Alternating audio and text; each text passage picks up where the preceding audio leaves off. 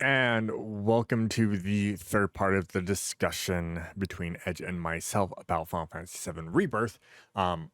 So I know I'm going to preference this. I know that we missed a lot in the first two parts, and this part we're going to still miss things, but that's because there's so much to this game. Simple as that. We have talked about coming back and doing the discussion just a little more, concise on everything, but do note that we spent like 9 hours going over everything roughly. So hopefully you guys enjoy this. And yeah, I will talk to you guys later on this. And of course, favorite, subscribe, hit the subscribe button, hit the like button. You guys know what it's about. It's a YouTube video. But yeah, hopefully you guys enjoyed. This is the final part, and we do go through all of the spoilery end parts, and of course, share our thoughts on the end. But we would like, I said, to go back, be a little more concise, and we'll talk more about the ending and what it means, but also get some other people on so we can have a bigger conversation. Anyways, guys, hopefully you guys enjoy, and yeah, that's all I got. Is off limits. So then your party goes over there, and Cloud sees like this cable on the floor, and it like triggers him in a headache. And so he like basically enters this trance, and you have to start following this cable back into the area. And Tifa's like, Cloud, Cloud, are you okay? Like, can you hear me? And so he like goes into there, and then eventually you get to the point where you see these like three tanks that are like S1, 2, and 3, I think, that are labeled on them. And like Cloud really started having like super hard like migraine basically, and then basically Vincent comes in and is like, hey, I told you not Yeah, to like go into certain areas like don't off limits. yeah. And I And it's don't like, think it's three. I think it's like four tanks overall. There's multiple tanks, but yeah, there's like mhm. S1 through 4, I think is actually what it is, but it's like supposed to be different genomes of Sephiroth. Like his Yeah, hair, his blood, his skin, and like something else. yeah, something else, like because they were used so if we go into detail on like what that is, it's spoilers for what potentially will happen in the next game, but it's from the OG too that's in there. Yeah. But Vincent basically kicks you out and told you, he's like, hey, you broke the rules and I'm going to punish you. And so you basically end up fighting him. But the thing is, it's not like Vincent in his normal form. He actually turns into this beast. This is LB1 Correct. Vincent. Yes, and I was going to make It's that point. actually. Yes, and I was going to make that point. Is like the beast he turns into is actually his level 1 limit break transformation, which is a nice touch I that loved they it. did that. Dude, Hmm. that fight is like you get the fight prior, the boss fight prior, you're like, okay, this isn't horrible. It's good. It's a good touch. It's a little rough, but okay, what not. The Vincent fight, oh It's rough. boy. Yeah, it's rough. Oh, Like, that kicked my ass. yeah, it was rough. Like, it's one of the most aggro boss fights I've fought in this game series. Actually, like he was like super aggro, and that was new. Like you didn't get too much of it. Like some of them they have like, they'll jump in and out or whatever. No, he's all over the place, Yeah, attacking everybody, like jumping around, throwing stuff and everything. you It was a very good fight actually. yeah, I enjoyed it. Like, they tell you, they explain in that fight, they're like, you need to wait till he's open. And the big thing is he's so aggro that he does all this stuff, and then you have to wait till he stops and he's taking that like breather in that fight. That's mhm, how you deal with him. But like when you start off, you're like, how do I deal with this fight? yeah, it's He super will annoying. wreck you if you're like impatient and you're just like, I'm just going to hit buttons. He'll kick your butt. It's such a good fight though. It really is. As Yeah, it gave aggro as me it is, it was a good fight. yeah, it gave me reminiscence of like fighting Odin, right? Because Odin is very similar. That like you need to play him slow and kind of patient, and your goal is to like dodge or block parry his attacks and stuff, and you can't use ATB skills when he's using a skill, or else he'll reprisal you every time. You Hmm. can only use him when he's not using a skill. And Vincent feels kind of more a bit like that when you fight him in his it's like Galarian Beast or something like that, I Yeah, think it's the Galarian. is what it's called. But yeah. So it's like you have that fight with him, and then like halfway through he goes into like an enrage mode, and then he moves even faster and is even more aggressive, and it's like, oh god. Like once he hits that form, you're like, oh no. Oh no, now I It's really need to pay attention. Wait till he's not doing things and he's like resting to attack him. And yeah. then he's going to It's do it all over again. You're like, okay, just be patient. Like that's the big thing with that fight is you have to be patient with mhm. with it. You can do some bits and damage here and there, but you have to be patient. And it was, like I said, it was a great fight, and I loved the entire thing of you beat him, and he's just like, okay, well, go ahead and go. And he goes back to his coffin, and everyone's like, you should join us.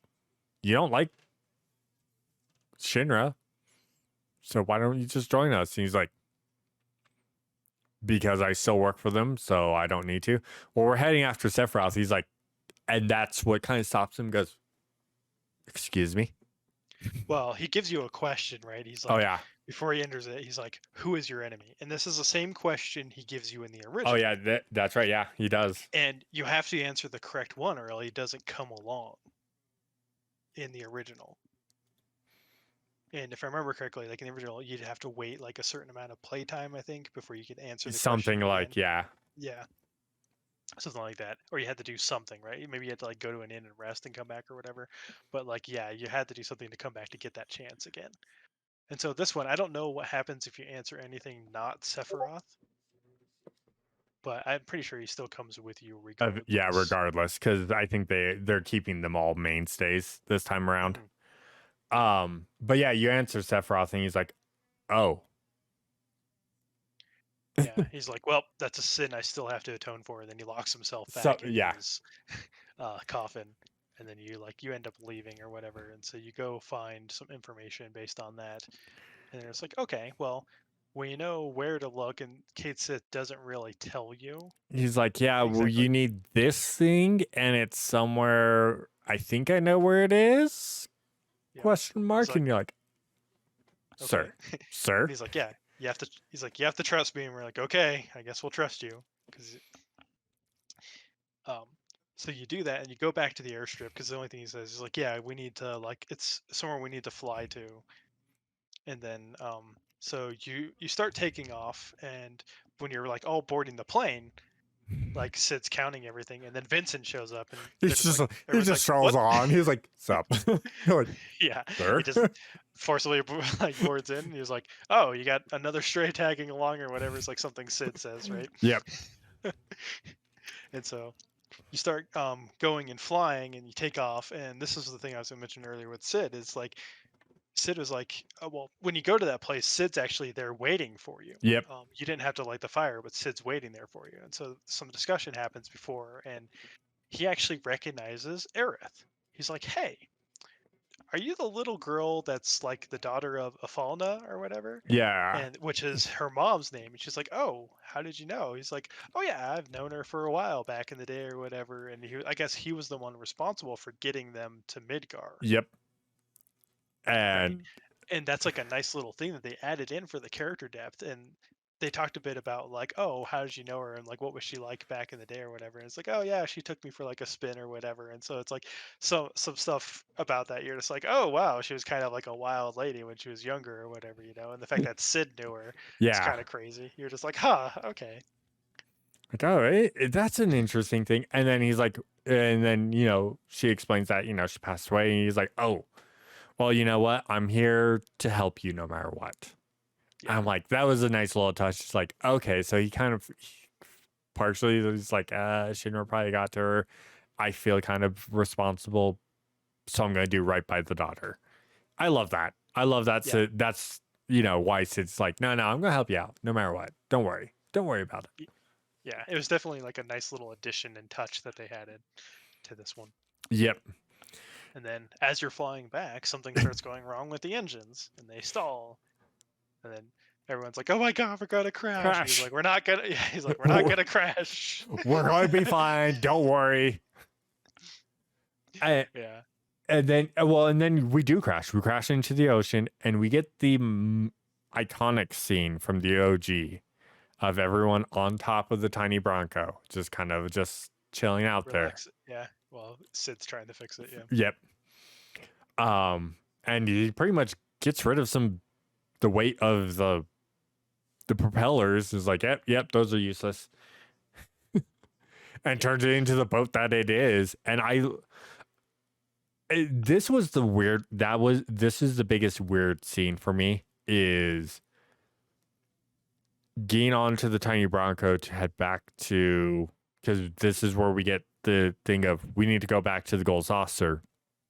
Yeah. This But is where chapter 12 starts. Yep.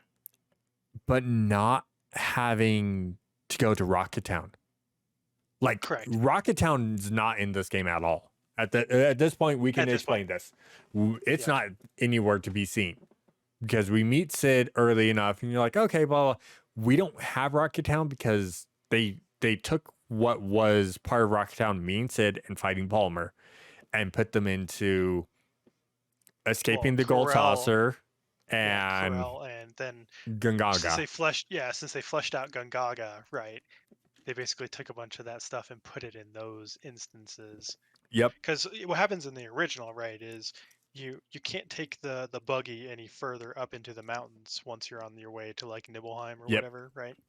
And so you have to then cross the mountain, and then you come out, and then there's Rocket Town, and then so like Shinra's there like doing something, and like gets on Sid's bad side basically, and so that's where you fight Palmer and the robot, if I remember correctly. It's just Palmer at that. Well, he's got a robot with him.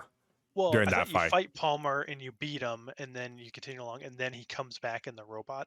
No, he never actually had a robot. It's just you fight Palmer, and then when you go to beat him, he almost gets killed by the tiny Bronco because the tiny Bronco is trying to take off, and he dodges it, and he does the kiss my ass, pound his ass, and then he runs and gets hit by a truck in the OG. Oh yeah, I remember that now. Yeah.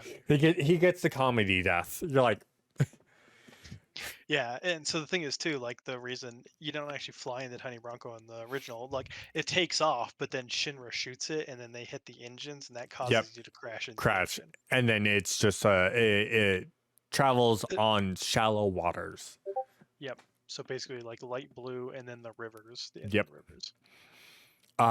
But this time it's like, and Sid's like pissed off about the entire thing because he just wanted to fly again.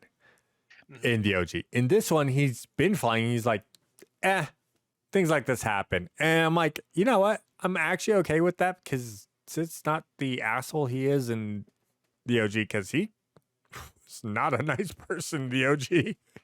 Yeah, he was kind of very much like, let me do my own thing and you can go pound sand. Like, yeah, exactly. And this one, he's a little more lighthearted. He's a little more like caring about things. And I like that. But I think, again, we get the buggy. We're like, okay, we only get it for the one area. Then we get the tiny Bronco in the ocean.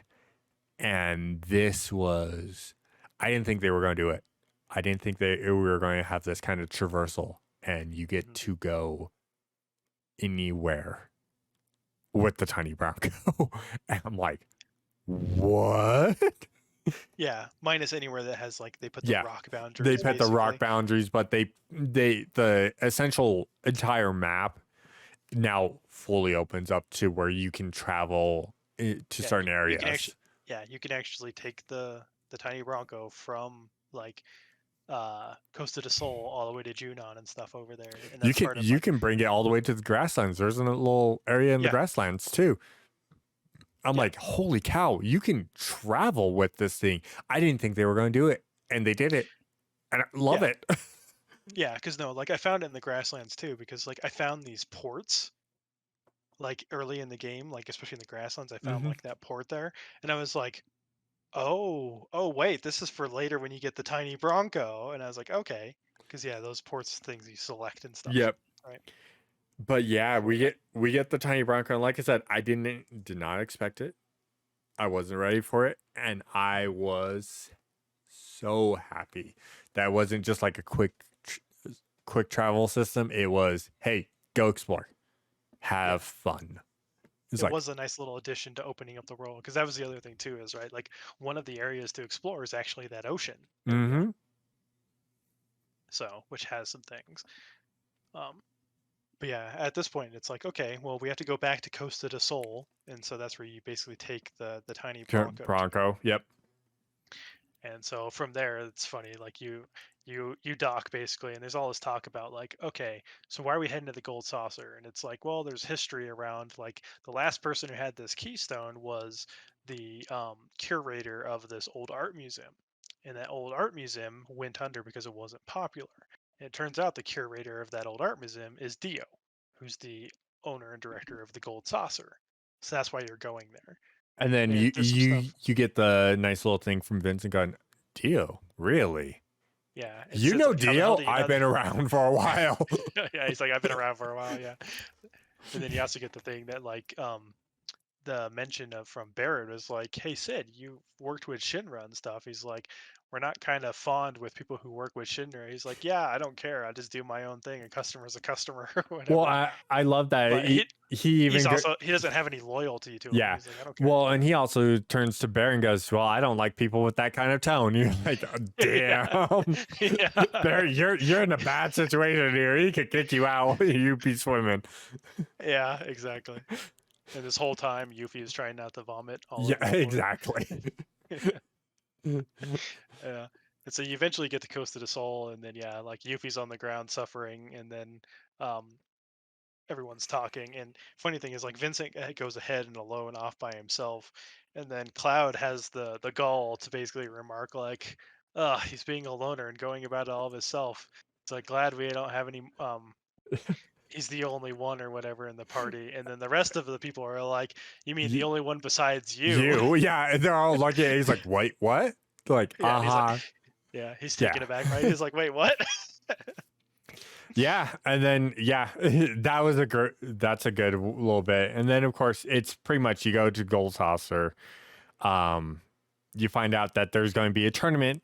The prize is the keystone, and of course Dio's like, you can join the tournament and help me out because it's not just that I'll give you the keystone, but this tournament also is between me and Don Corneo, and I'm like. Yeah. The I was asshole like, came wait, what? back. Yeah. And so the keystone wasn't the prize for the tournament. The prize was just control Control of over it. Yeah, but he would give the it. gold saucer. Yeah. But we basically made the request with the director, like, if we do this for you, if we help you win this, you got to give us the keystone. And he's like, yeah, sure, fine, whatever. Don't let Don Corneo take my thing. Of course, at this point, too, why he's asking that is because he's bruised, like arm in a sling and beat up, because apparently the fight with Rude did not go his way. Yeah, right. Like he got beat like really badly. Really badly. It didn't stop him from flexing though with the one arm he still Yeah, had free. exactly. He still was like, arm is a sling. Huh, huh. You're like, all right, we get it. We get it. You're still a badass. It's like that's obviously why you haven't healed, because you're not letting it rest. Yeah. But you don't get to go do the tournament immediately because this is the date scene. So he's like, hey, you gotta go do this, and then you go and you get to rest up. And depending on who your relationship is with the best, you get the date scene, which is the Loveless play, and then the Ferris wheel ride. The Ferris wheel ride. Obviously, I did everything. I stopped and I'm like, I'm gonna go do some side quests. I'm trying to find things that like look like they were Tifa specific, just to help boost it up. And I made just to make sure Tifa was my forefront because I wanted the date with Tifa first and foremost. Mm-hmm. So my date ended up being Tifa. I'm pretty sure if I didn't do that, it would have been Red. Yeah, I didn't do all the stuff to. I guess you could check your percentage by looking at the play log Yeah. to see who was or whatever, and do stuff about that. Because yeah, I wanted Yuffie because like since the original, Yuffie's been my girl, right? The girl for me and that stuff. Yep. Like, she's been my girl. I ended up getting Red, And to be fair, Red is my boy, and I love him, so I was fine with that. You're And like, the thing is, like, this with isn't the okay. original, yeah, like with the original game, right, the OG, it's very hard to get any of the non-female characters on a date. Yeah. So the original, the main three you could get that are the easiest are Aerith, Tifa, and Yuffie. Tifa, you have to give her the flower. You have to do certain things. Aerith, the big point of contention is who you get the flower to in the original. But to get Yuffie, you have to get her early enough and then treat both Aerith and Tifa like shit, pretty Yeah, much. and yeah, I don't remember if you had to do the Wu Tai incident stuff on the first disc. I think that helps out So for Yuffie. But yeah. in the OG, there is a fourth possible, and that is Barrett. You could get everyone, I think, but Kate Sith, because I do remember like Red, Vincent, Sid, and Barrett. I don't remember Kate Sith if you could get him. I don't think Kate Sith ever was an available one. I don't remember ever seeing Red or Vincent, but I know Barrett was like one of the hardest ones. And because, I don't remember, I have no clue how to do Red. And Vincent, since he was optional, he was easy to just not get and ever get it during that too. But Barrett was in the original was one of the harder ones to get because you literally had to not get Yuffie and then treat Tifa and Aerith like they were nothing. Yeah. You have to be like Sid to his girlfriend person in the OG. Wife or whatever. Yeah, I don't think they ever. Rocket Town. Yeah, I don't think they ever give us a definitive, like, she has feelings for him and that's about it, and they don't really go into it. Like, he has feelings for her, but they don't go into like they're living together and that's about all you know. Yeah. So, but it was like the way they did the date stuff in this was really good, because I like that you go to see Loveless and there's the heart-wrenching thing of like seeing Jessie still there, like they have her portrait and stuff because she was the actress for it, and then you her go and in watch the it. VR. Yeah, you go and watch it in the VR, and then it's still her, and it's like, oh yeah, it hurt. It's just like, oh man. And then like the play is amazing. You get this like little QTE stuff, where it's basically Barrett and Red are the villains. Yep. Cloud is the hero, and then whatever woman you have highest with, that basically if you're going on the date with them, it's them as the princess. If you're on a date with any of the guys, it defaults to Aerith. That makes sense, yeah. So yeah, you got this little like quick time event, which is funny because like it's all old fashioned and stuff. And like the play in the original, you can do things and like mess it up or whatever, and you get a rating on it. But it was just like, it's kind of like the parade in Junon where you just have to like hit an instance and answer like the correct line or whatever. Because if you like, you'll get booed and other stuff in the original if you like you say the wrong line or do the wrong thing. Like if you choose to like kiss Barrett or like Red or whatever. Right, in the original, like it causes issues. But in this, it's funny because you get through the QuickTime event, right, and you can like answer questions and like, okay, do I want the weakness of the enemy I'm fighting, or do I want to know my future with the woman? And then like you get to the point where like you can choose who to profess your love to, the two villains or the female. The female, yep. And like, so I've done every single one of those three, and so like if you try to do either the guy Barrett or Red 13, Barrett always like goes, no, that's not how it's supposed to go or whatever, then like fires and stuff and interrupts it. And, like, and so then with the female, he's like, he's pretty much like, your love thickens me and I will not allow that type thing. Yeah, and Red 13 is like, you do it, you're like, he hands his paw over, you're about to kiss his paw, and then Barrett is like, no, you're fooling him or whatever, and then Red's like, oh, you dared fooled with my feelings or whatever, you scoundrel. It's like, I will make you pay or whatever. And during the entire thing, I love the fact that Kate Sith's the jester. Yes, yeah. Kate Sith is the jester. Jester telling the story. I love that. Yeah, it's so good. And so you do your little quick time event stuff, and then before this, there was an announcement about like a songwriting contest, and like when you went to the hotel, Aerith was writing A like song. a song, and like Kate Sith was like looking at it, trying to sneak a peek, and she was like basically crushing his skull because she caught him. I love that. Kate's just like, Yeah, oh, what are you ready? Like, oh, poor Kate. yeah, yeah. But so what ends up happening is Aerith won The song contest. the song contest, and so they basically pulled her out, and they asked, "Hey, do you want to sing the song yourself and perform it?" And so she chooses to. And so after you have the Loveless performance, she goes on stage and performs her song, which honestly, it's a very beautiful song. Like It's a they did it very, so good. very beautiful song, and it has a heart wrenching ending with the entire thing of you get the live stream effect, and it Yeah, goes and it hits. You see Jesse Biggs and Wedge. That right at that end, when you yeah, see that, I died. I yeah, bawled.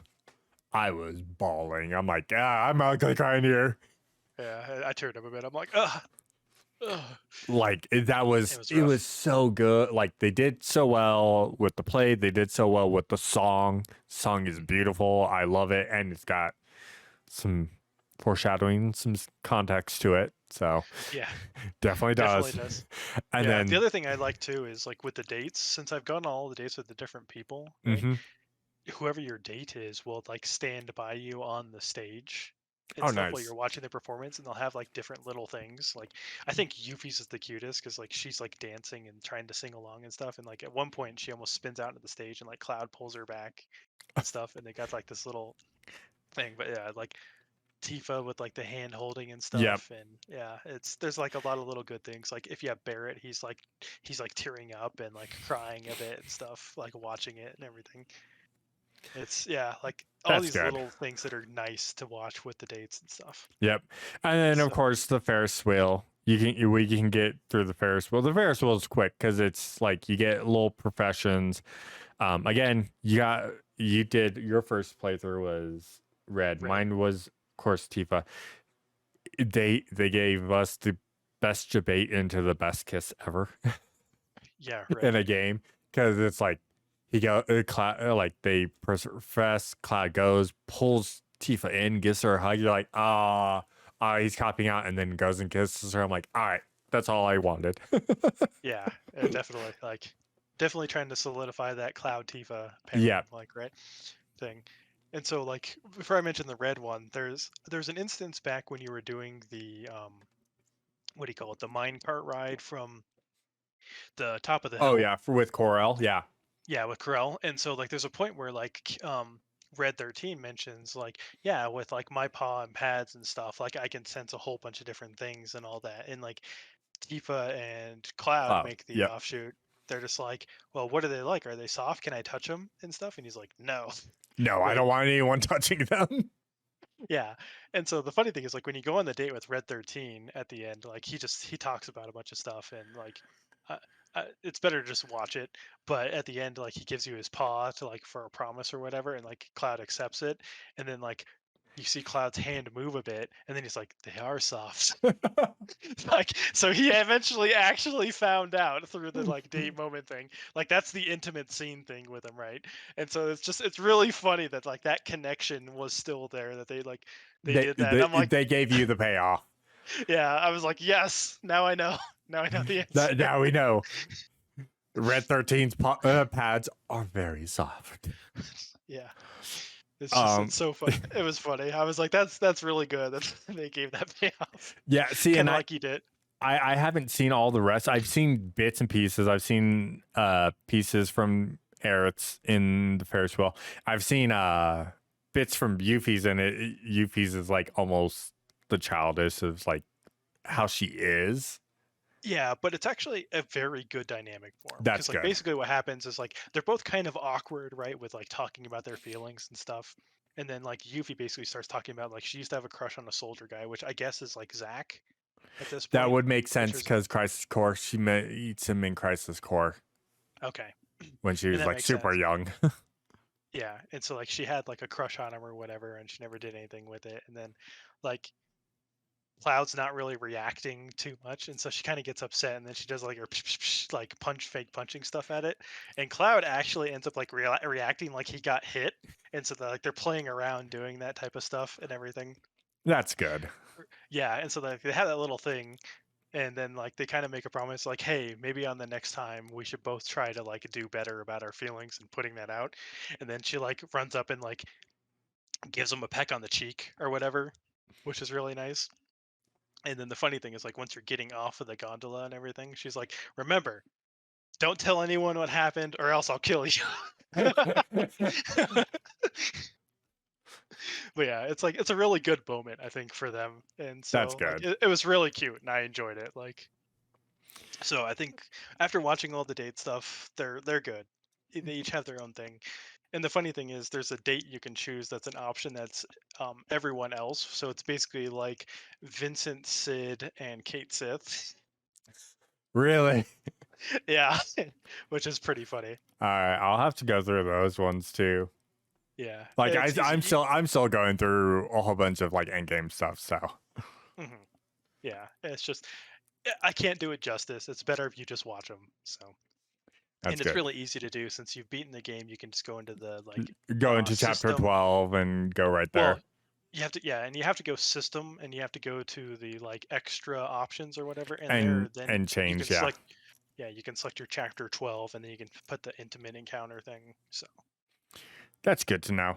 Yeah, yep, that's something I'll eventually do. But yeah, so you get through the day, you get some rest, and then we get to go do the fight, the tournament, which is Dio versus Don Corneo, and the first two fights are not too bad. yeah, They're pretty because easy. yeah, because you get the cacneos, right? Yep, Which I thought was hilarious that they're little cactars that have Don Corneo's little like hair tuft on the top of their head, which yep. is so good. And then you get the Tonberries, and I'm happy they did this because I like when I saw The it, I was Don like, Berry. yeah, I was like, they better have called this the Donberry, or else this is like the biggest fumble of all time.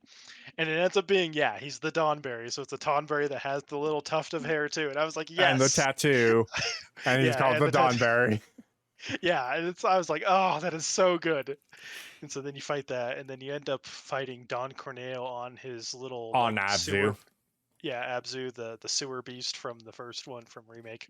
Yep, and that fight was great. But then then we get two more extra fights Yeah, from that, and I think these two fights were actually done very well. So we get a Rude Elena fight, yep, which they're like, "Hey, we're gonna let you guys heal," blah blah, and yeah, which then is funny because like they actually bring out all like the all the vending machine and stuff. the bench and other stuff and put it down, and so like Reno or no, Rude and Elena sit down on the other bench, and you can walk over and talk to them. They're like, "We're waiting on you." It's like, don't talk to us unless you're ready to fight and stuff, Yep. and you can sit on Uh, the bench and rest. yep. And then after that, they're like, "Well, here it is. Here's the Keystone." And then there's this kind of like back and forth for the Keystone, and then Kate Seth betrays us, and then everyone's going, and then Rufus is like, "Hey, by the way,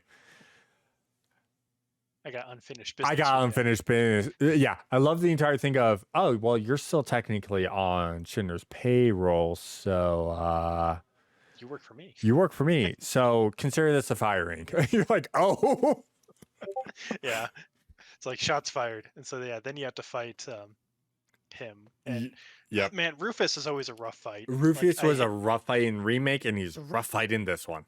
Period. End of yeah, story.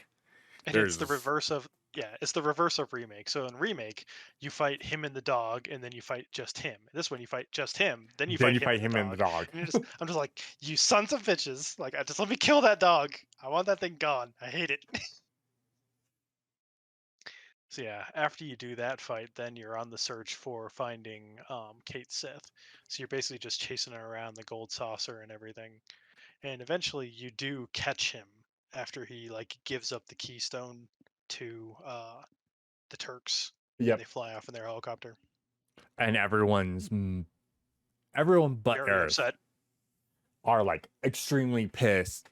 Like Tifa's like more upset. She's like not super pissed, and Aerith's like trying to like wants to give Mediate. forgiveness and mediate, and everyone's like, don't. And the line here got me is like everyone walks away, and Kate's just like, well, Kate says he kind of knew this is how this was going to end. And you're like, oh, Kate says, Yeah. oh Like, man. definitely. Yeah. As much as I don't like Kate Sith, like in this game, he's very much a better character, and they handle things better. Mm-hmm. Like So you know, he's like, I have to do it. You realize it's like he's doing this entire thing of I have to do this because I need to support the group, but at the same time, I still work for Shinra. well, and the other thing, the reason he did it is, well, I guess that's we can get to once we We'll get to we'll that get chapter in to the yeah explanation. But yeah, here like very there soon. is, yeah, there is a reason why he Yeah. did what he did. And so that's basically the end of chapter 12 at that point. So you guys settle off, and that you're the only thing you know, right, is that you have to find the temple of the ancients, and that's the only thing you kind of know, and that Yep. it's like north, basically. Yeah. This is a big change from the original because in the original 100%. the temple is in the south on like this island Yeah, archipelago in it's the middle of the forest. yeah, it's southeast of Gungaga in the original. Essentially, it's on an island southeast of Gungaga, and this time it's now directly north. It's a huge change of directions of where it is. Makes sense because you can't go out in the ocean in that area. Yep. But at the same time, it's like, really, you're going to change it because the northern island is for something completely different later. Yeah, a couple different things. Yeah. Yeah. So, okay. So we're just going to go straight north. And like, you don't know about where you're going. You just got to get to the tiny Bronco.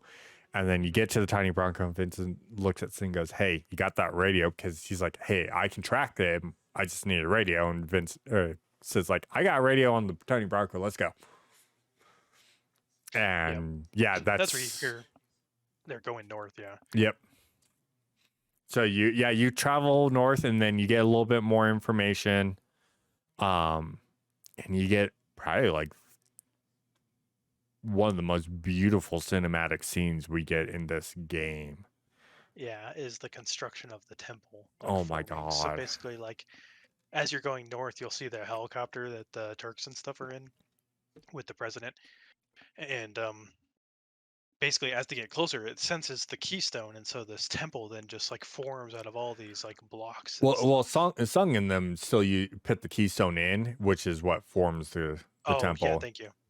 Yeah, because that's so they get there and they find the platform, and they put the stone down, and then it forms the temple.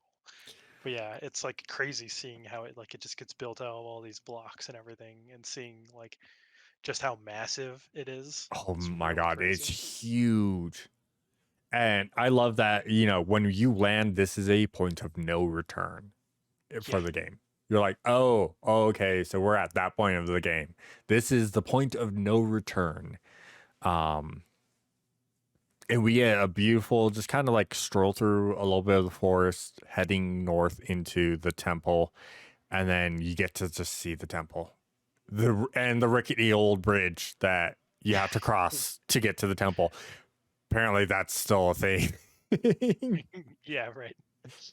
It forms out of this stone and is like beautiful and all this, but it still uses rickety old bridge. Yep. All right. All right. So yeah, we get to go into the Temple of the Ancients, and again, in the entire thing of, hey, we like changing things up. They really changed the start of this. Oh boy.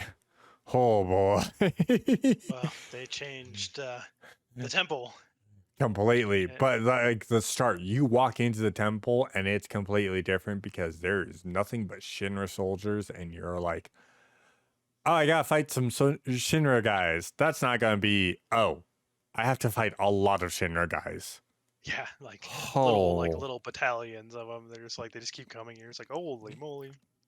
And of course, mixed amongst these Shinra guys are actually second-class soldier fighters as well. Yeah, that's not fun at all. Now, I will state this. So the hard part for me at this point was I've gotten so used to using Kate Seth in my party, and Kate Seth was no longer in my party.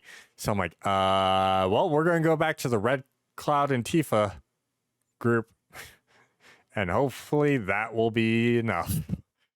And that was, oh man, that fight was rough. Because there's like, I want to say like 20 like Shinra, just basic foot soldiers and like 2 or 3 second class soldiers. Yeah, like they had some like grenadiers and other stuff mixed amongst that, but yeah, it's like a lot of the normal Shinra troops you fought, and then they put some second class soldiers in there. Yeah, you're like, sirs, please stop. That one was rough, and I know, like, I'm like, when I go and do this on hard, this is gonna be a nightmare. Yeah, it's a little rough at some points.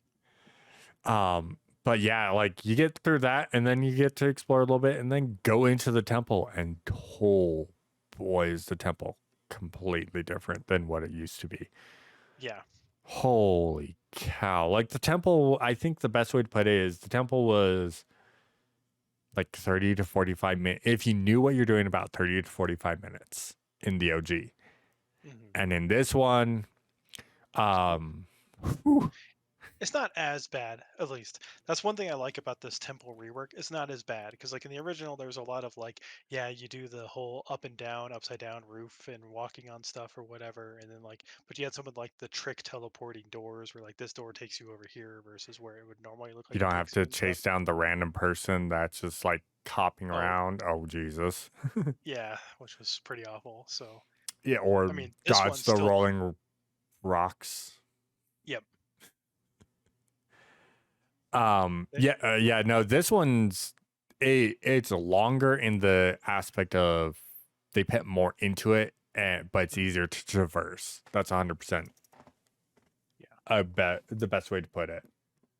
Yeah, which I like. So you still do some of like the ceiling flipping and gravity manipulation stuff or whatever a bit, but it's definitely like way more epic in scale, like being inside of this and seeing it, and you just see like this giant pillar of like Lifestream energy and stuff in the center Mm-hmm. and everything. So like as you're going through this, you'll run into Shinra folks who they're just like flying by and everything, and they're like, "What the?" Everyone's like, "What the hell's going on? Like, why are they on the roof? They're walking. They're already here. These people are flying by, right? Yeah, Doing all this stuff." that the scene where you see like a whole bunch of Shinra guys and they are upside down, and you're like, what? Yeah. That was interesting.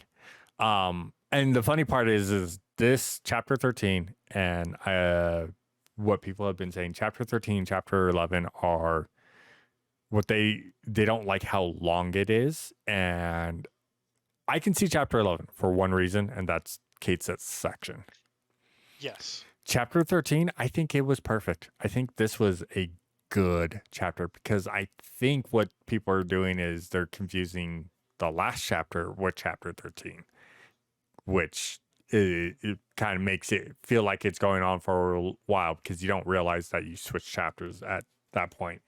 But yeah, Yeah. Well, this, I do think chapter 13 was a little long, right? Because like getting into more of the depth of stuff is eventually you hit a point where there's like this seal, and Aerith realizes, hey, as like a Cetra, I can do some manipulation of the temple or whatever, and she tries that and ends up failing, and it splits your party into two parties. yep, And Yuffie, Red, yeah, and Aerith, and then Aerith, Cloud, Barrett, and Tifa. correct, yeah. And so you end up going through a bunch of different stuff, like Cloud, Barret, and Tifa is who you're playing through as like the first half of that, and you're basically just trying to progress further into the temple, and like um there's this little things that like you get these gusts of like life stream wind basically that like blow people off, and you have to like put stuff in the way and objects to Mm-hmm. block it so you can path and all that stuff. The knocking down of the tower with the Iron Yep. Giant. Yeah, and all that stuff. And I mean, before you get to that point, right, there's a couple instances of things that happen between you swap back and forth a few times between Yep. these parties. Like one of the first times you swap is like you end up finding these second class soldiers like planning some bombs to like blow a whole path through or whatever, and so you fight them, and like basically you get like a little cinematic thing after it, like where Cloud basically starts channeling Sephiroth. Like through this whole ordeal, like Cloud is very much focused on getting the black materia, Yep. and he's kind of like ignoring other people, and he's like really cold and like not really like He, talking back and forth with the crew. yeah, he's just like, I've got a mission. We have to do this. And Yep. he And so 100% is channeling like Sephiroth at points. yeah, and so like this is one of the points where he really channels Sephiroth, where like one of the guys is like, "No, don't kill me" or whatever, and He Cloud just straight quotes murders verbatim. them. Yeah, when Cloud quotes Sephiroth, he's like, "It's not death. It's just a homecoming," and then fucking just murders him. And he's like, you see the blood splatter on his face, and there's no change in his face or demeanor, and you're just like, yeah, he's like full on like going Sephiroth kill mode basically.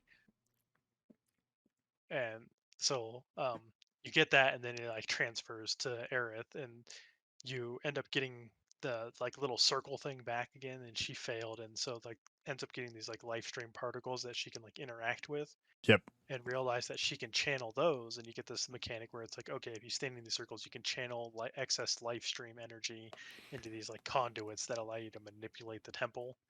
But And so at, you basically, yeah, yeah, but at go the ahead. same time, while you have those, while you're not channeling them, if you go into combat, you get buffs for her too. So there is the big thing there. You're like, oh, so I get buffs, but I also want to unlock everything. So that means I'm never gonna have these buffs.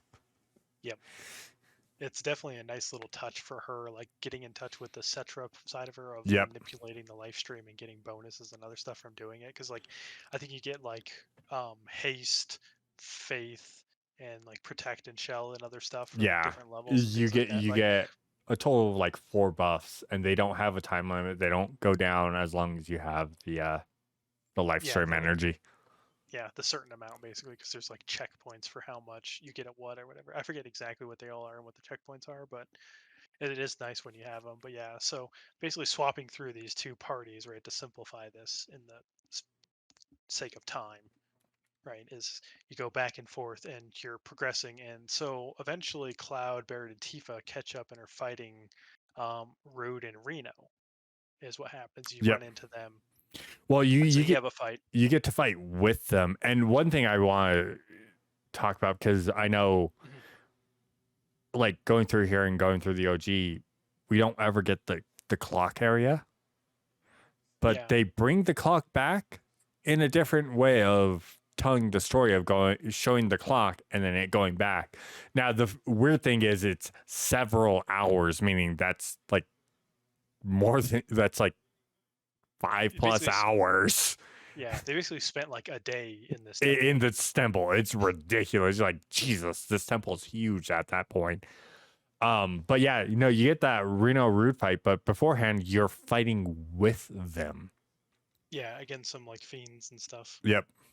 I love that. And you even get the entire thing of like Cloud and Reno working together real quick, and then Tifa and Reno working together real quick, and then they, Oh, Tifa and Rude, yeah. yeah, and then they stop. And then they turn on each other. You're like, yep. Yeah. Once all the fiends are extinguished and stuff, because like there's a moment where like this one frog fiend thing is like jumping to attack Tifa, and Rude comes in and like lariats it basically. Yeah. Like, yep. There's the Rude having a crush on Tifa Yeah, he's coming just into like play. protecting her. Yeah, but then yeah, you have a fight, and like during the fight, there's like one instance where Cloud gets like knocked off by Reno, but then turns out that Aerith manipulates the buildings and stuff to give him a safe place to land so he can get back into the fight. Yep. And that fight, I'm not gonna lie, freaking Reno and Rude. Oh my Yeah, god, that fight was ridiculous. That it's fight was rough. hard. It's only and like I don't have a problem with Rude. It's Reno. Reno is like Reno's, super yeah. spammy and then you can't hit him all the time. He just He's dodges all like the time. dodge, dodge, dodge, dodge, dodge, dodge, dodge, dodge, dodge. You're like, oh my god, dude, stop dodging me. Yeah, it's really annoying in that sense. And so after that happens, so like at the end of the fight, basically the floor collapses and you guys cave in and fall down on basically the other party was fighting. And so you go back in time and then you end up finding that like, okay, after the like After the Eric takes a rest, you guys go through some more puzzling. And then you get the scene where she saves Cloud, or Earth saves Cloud, and they continue to fight. And you go up, and Red, Yuffie, and Aerith have their fight against Song and Elena, and this one was like out of left field for me because we Yeah. never fought Song in DOG. Sung was never someone you fought. Sung was just Sung. He was there. Yeah. Yeah, he was just like in the background. You never really fought him. I think there was maybe one time you fought him on like disc 3, and that was like it. I don't even But think that like he never was a fightable person because it was always Rude, Reno, and Elena that you ended up fighting when it came to Turks. You never fought Sung, like, and like even in like the OG, that after this point you don't see Sung again in the in the OG game. I think maybe one other time, and that's the escape from. yeah, I think that's the only other time you see him, and I don't even remember seeing him there. But yeah, no, you yeah, never fought Sung ever in yeah. the OG. Now that I think about it, yeah, it's you don't actually fight him. So You this, see him, but yeah, yeah, but this was a change. You're like, oh, I actually get to fight Sung, and oh my god, Sung's scary. yeah. Sung is very strong. Like he was like, what the hell? There's a reason he's the leader of the Turks. He is no joke. Yeah. And so you end up having that fight. And so at the end of your fight, then the roof collapses and the people from the other fight fall down into your area. And then what happens is like Cloud gets up and he sees Elena trapped under like one of the debris and he's walking over and then he starts quoting, "It's not death, it's just a So homecoming." yeah. Oh, the fact that Right? he As he like almost yeah, as he raises his sword to like go and finish her off, right? And he gets interrupted. I think it was what Tifa stopped him. Tifa, yeah, Yeah, Tifa. she like run up and hugged him or whatever and stopped him. She's like, "No, we don't need to." And he's like, "Yeah, you're right. You're right. We need to continue and get the black materia." And just And then just walks off. And like he doesn't say anything. He doesn't make any difference. But you can see the visible shock on everyone's face that like, did that just happen? Like, was he he, just about to murder someone? yeah. And especially because like at this point he still has blood on his face Yeah. No, from when he killed the other two. I will state this, and we have to talk about this because Elena, times we've seen her, normal Turk. By this time, when we fight Elena this time, her gun. Oh, The yeah. fact that Like, it's a pink bejeweled like Ruger, you're like, what the hell, girl? yeah, it even has like the little charm hanging off of the Yeah, clip, you're like, basically. I thought that was hilarious. It was funny that like she basically has like her own, she like fully decked out her gun like that. It was a nice little detail to like her character. yeah, It's it's like, just like, all right. She's still like the little girly. Look at my bejeweled Ruger. Why would you yeah, bejewel a Ruger? Because I can. I'm a Turk. Blam! Oh my leg. yeah. It was really funny that they had that because like ever the Turks have their very specific like uniform of black suit, tie, Yep. tux type thing, right? And with the shoes and everything, and it's like that's her own like little Her way sense of of like yeah. yeah This having is this is my individuality. This is who yeah. I am. Yeah, I thought that was a nice touch. One thing we glossed over too is well before this, there was the Red Dragon fight. Oh yeah, the Red Dragon fight. I can believe. Yeah, Yeah, the because that, Jew. yeah, and that was a bit of a rough fight. That is a rough fight. Yeah, and Because this happens right before the party gets split, basically. yep, and the Red Dragon fight originally in the OG was right before you get the Black Materia. That's where you, that's when you fought the Red Dragon. Mhm. But in this one, it's like before the party split, and this fight was rough. Like it was rough in the original because it could easily KO. It could wipe Like your you party. Yeah. so quick. And in this one, you're like, okay, blah blah, and he's just as much of a pain in the ass as he was in the OG. This time he flies and does an entire room attack where he covers the floor in lava. Yeah, which the thing I didn't like too is like even though I fought him and I like damaged his stomach and stuff, it still filled the room with lava and killed my people like hard and stuff. And I'm like, what the heck? I'm like, I broke his stomach. Why did it give him more range? It's supposed to shorten the range when you do that, but that's that's a minor nitpick thing, but still, I was just like that fight Random is bug. rough. Yeah, maybe, but that Maybe a fight random was bug. But yeah, that fight's just rough. Like on normal, rough. it's rough. I'm sure on dynamic it was rough. And Yep. without a doubt on hard, it's rough. Yeah, it is rough. Because the thing is, like that floor lava thing, even if you have elemental fire in your armor to absorb it, it doesn't actually absorb that. It still deals you It's damage. considered non-elemental, Yeah, I bet. or whatever. Yeah, and so I was like, garbage, hot garbage. Yeah, no, I think we gloss over that because that fight is just, you're like, no, I don't want to talk about that fight. Yeah, yeah, it's That just it's fight a little is rough. rough. I'd rather talk about the Rude fight. Like it's hard, but at least it's enjoyable. Because at least Yeah. like when Reno does EM sparks, you're like, oh, I'm just gonna swap over to Bear and go. Brrr. Yeah. No. Yeah. But yeah, I just wanted to make sure we touched on that because that is a thing, right? That is a Before the party thing. gets split up. Yeah. And so yeah, after this fight, then you get to the clock room that Kitsuragi was talking about Yeah, previously. the old clock room. Yeah. And it was different in the original because like in the original you had to like step and set different specific times to then like trigger a room to go in there and you like did a fight and then you had to come back out and you had to like do that multiple times to then get the clock or whatever. Yeah, Or, you had to move the clock to certain rooms to progress, but some rooms would just be fights. Other rooms would lead to dead ends or treasures or where you're supposed to go. The big thing is this room is where you got Cloud's original joke weapon, which is the bat with nails in it. Yeah. Which again, I'm kind of sad that didn't come back in this for Cloud. Yeah, I know. I know where it comes back because it's still in the game, but it's not a weapon for Cloud. Remake. Oh well, yeah. The Bex bandits or whatever they have. They have it, but there's another person which we will get to. Oh, yeah. Yeah. That one. Yep. Yeah. But yeah, this one they changed up by first and foremost, us meeting up with Sung. Well, no, wait, we don't get there immediately. We have to go through we have to go through a few rooms first where it's like a couple of fights, one being an adamantoise, which is awful. That's an awful an awful enemy. And then we get actually more depth of like the history of the world and like Genova and the ancients and the human race. And it was that came after does that come after? Yeah, that comes after. Okay, that comes after the clock room. So yeah. So, yeah, it's BAM. Yeah, I know. So then it is clock room pretty much a little bit after.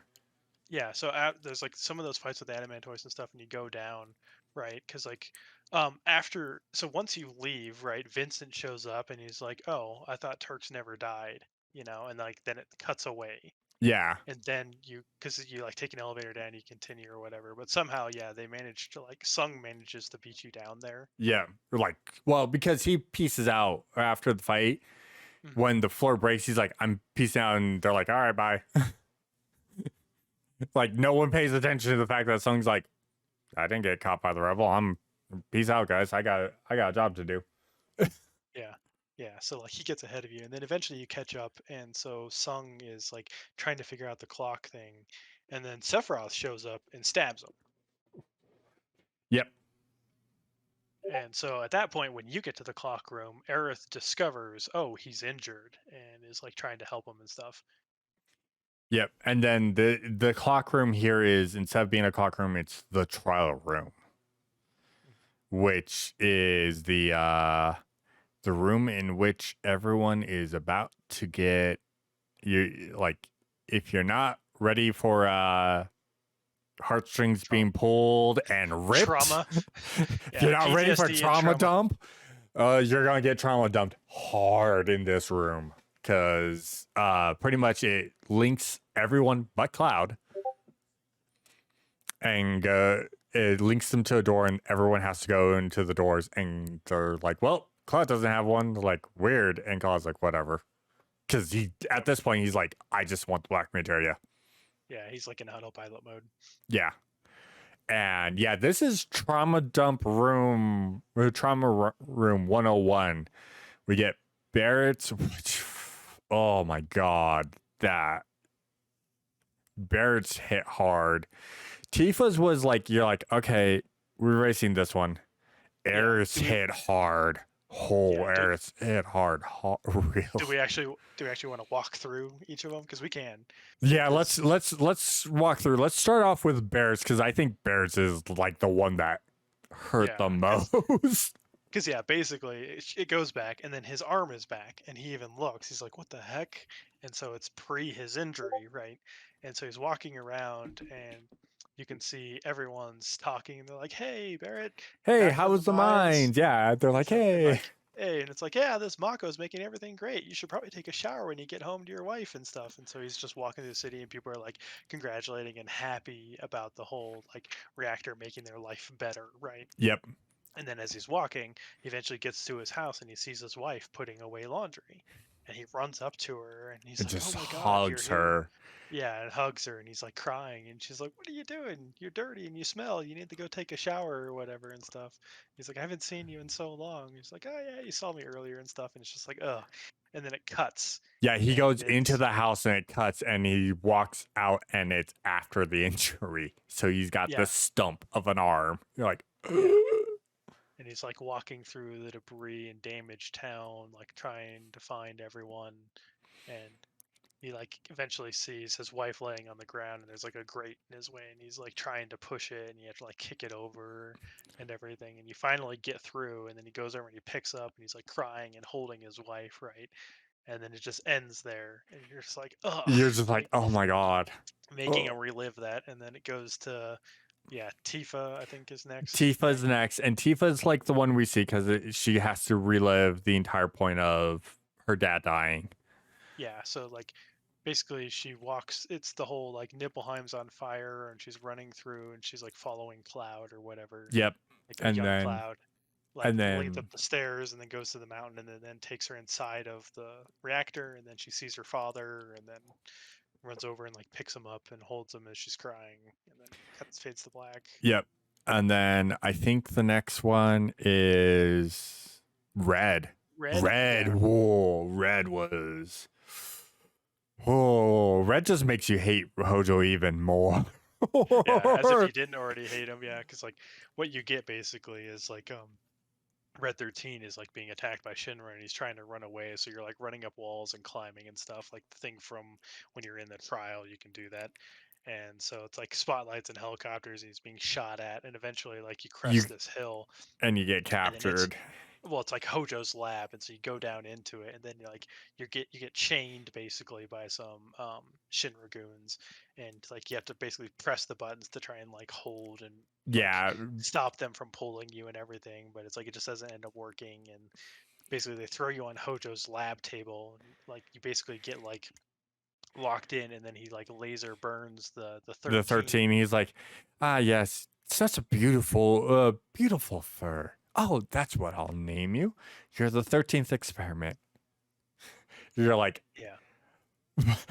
I'm like, I just want to murder this man right now.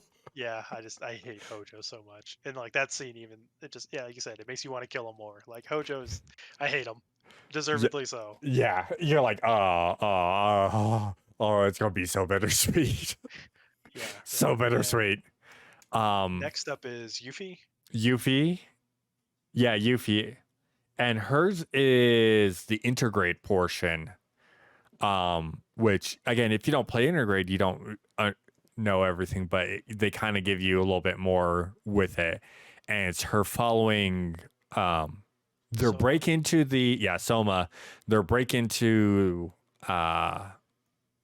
it wasn't Shinra Tower. This is like her break in before you fight Scarlet. Is you're running with Soma to break in, and then into the point where Soma eventually dies. And you're seeing one of Hojo's experiments with Vice from Dirge of Cerberus. And again, that one got me just because I played Intergrade, so I remember that. I'm like, man, oh man.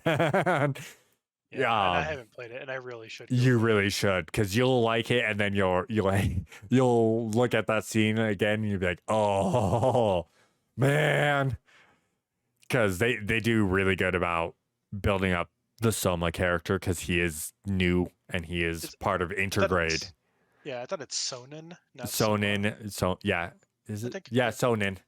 You're probably right. I was thinking Soma. I don't. Yeah. But yeah, that one was a good one. I'm like, man, the trauma because of Intergrade. They do a really good job there.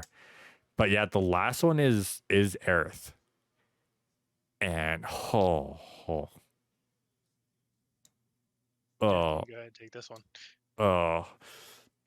So Aerith is, you start off, it's the train station, and it's not even Sector 5, it's Sector 4 train Yeah, station. So yeah. it's Well, you start off in the train in the car train first. car, and it's Ifana talking about to young Aerith about this grand adventure, and you're seeing it from Aerith's point of view as herself, looking at her mother and younger version of herself, and you get this nice little adventure story that they want to go on, and then it goes to her on the side of the train station, and Ifana is like dying at this point, Yeah, and Aerith going, "Don't worry, mom, I'll get some help." And then you have to go out, and you're at the train section station of Sector 4, and that's the big thing, is that's where they got off, because they even say that we'll be arriving at Sector 4, so they had to get off there, probably because of, couldn't keep going yeah. Between sectors, there's between the sectors, security those checkpoints. security checkpoints. And you run around as child Aerith, and you can run up to people and ask for help. It took me a minute to figure this one out, but you run up and you ask for help, and eventually one of the people is like, you kind of bump into them, and they're like, get out of my way, kid. Like, very rude to Aerith. You're like, Yeah, they even push her down if I yeah, they remember. push her down, like, get out of my way, kid. Blah blah, and they laugh and they walk away, and then she cries all the way back. And of course, during this, you meet her eventually, who would be her stepmother. And I'm blanking on her name right now. Oh, yeah, same. Um, and she's like, no, it's okay. And she goes back to her mother, and Ilfana is super dying at this point, and trying to tell you to be Aerith to be strong and everything. And then her stepmother comes. Of course, at this point, I'm just like bawling because it's such a rough scene. And she tells her to take her, keep her safe, and hands her the white materia. And Aerith is screaming, "No, mom, come with us!" as they're running away. And then, of course, Shinra scientists come up, and they're like, "Oh, there she is!" Blah blah. And they're like, "Oh, she's dead." Like, and it's the realization for Aerith, because she sees them say, "Yeah, she's dead here. She's dead." And you're like, "Ugh, ugh." Like, you already knew she was dying, but like Aerith gained that realization. Like, she literally gave the white materia. Aerith was pulled away, and she died right there. That was like Aerith's confirmation. You're like, man, I feel so bad for Aerith right now. Yeah, it's definitely rough for her, right? Because it's Yeah. the whole thing, right? And so after that, like everyone comes out, and Aerith makes a statement where she's like, "I know we all experience trauma and loss and all that other stuff, but she needs to like." She makes the statement. I think that she's like, "You have to remember that just because they're gone here, they went back to the live stream, and so they're still there, and they're out there, and they're with us, or whatever, something along those lines." I think. And that you will meet them again. Yeah. Like, that was her, like, reassuring everyone, is like, death isn't the end type thing. Yep. And then even turning to Cloud and going, it's not a homecoming. Homecoming. Yeah. Like you're like trying to snap Cloud out of the weird funk he's in, which Yep. obviously does not help. Cloud's just like Correct. whatever. And it's definitely one of those things, right? That like at this point, Cloud is like, all right, whatever, we're moving on because like the path opens before them. Yeah. And so you end up walking through like this long hallway, in essence, that has a bunch of the statues that triggered everyone's memories of the trauma in their life. Yep. And And that basically, as you're walking, yeah, Cloud sees Sephiroth and walks up and like basically stabs him. yeah. And I forget exactly what Sephiroth said to him. Yeah, I don't remember either, but then it kind of fades and it's just a black mantle. Yeah, it's a black. Yeah, someone in a black cloak, and everyone's like, "Really, Cloud?" Yeah, because like the thing is, like Cloud just straight ran him through, like no, without warning or anything else, and like you could see, like once it cuts back, right, everyone's kind of taken aback, and they're like 15 feet behind him, and it's like, well, yeah, I mean, you kind of want to be far back behind the dude who just straight murdered someone in front of you, and who's been kind of off kilter. And just running around with a giant sword. Yeah, I'll give me 30 feet. I'll be safe then. Yeah, and so this is the part where you're talking about. Where, Yeah, like, you we eventually get to the point where you take a elevator down, and then you start getting the history of what's going on. Yeah, so, the Cetra spirits are basically like talking about the history of what, like how there used to be wars and stuff over like control of the power of the planet and everything. Yep. And the Cetra basically took it upon themselves as to be like the steward and guardian of the planet and protect for it from the wars and everything else. And like humans went through and killed them, but that's not it's not the whole story, and they go into more depth, and we get more, because like in the original it's just like this mural on a wall. Yeah.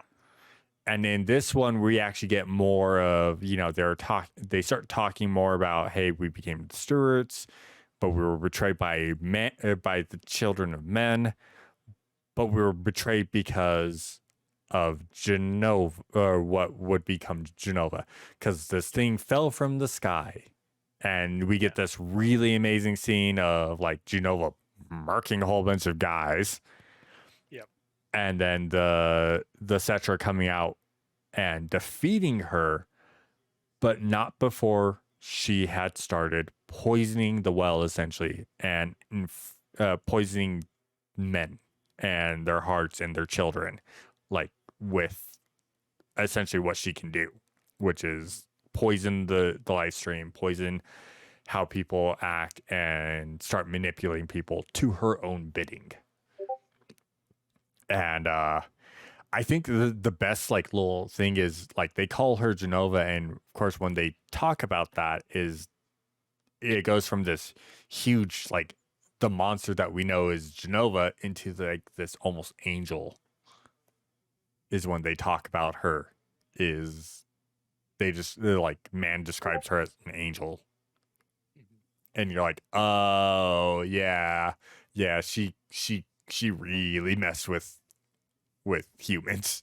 She like, altered history. Right? She altered history. She's the reason why the Cetra aren't around, because she poisoned men to think that the Cetra were the enemies and wanted them dead, because she knew that they could stop her. So.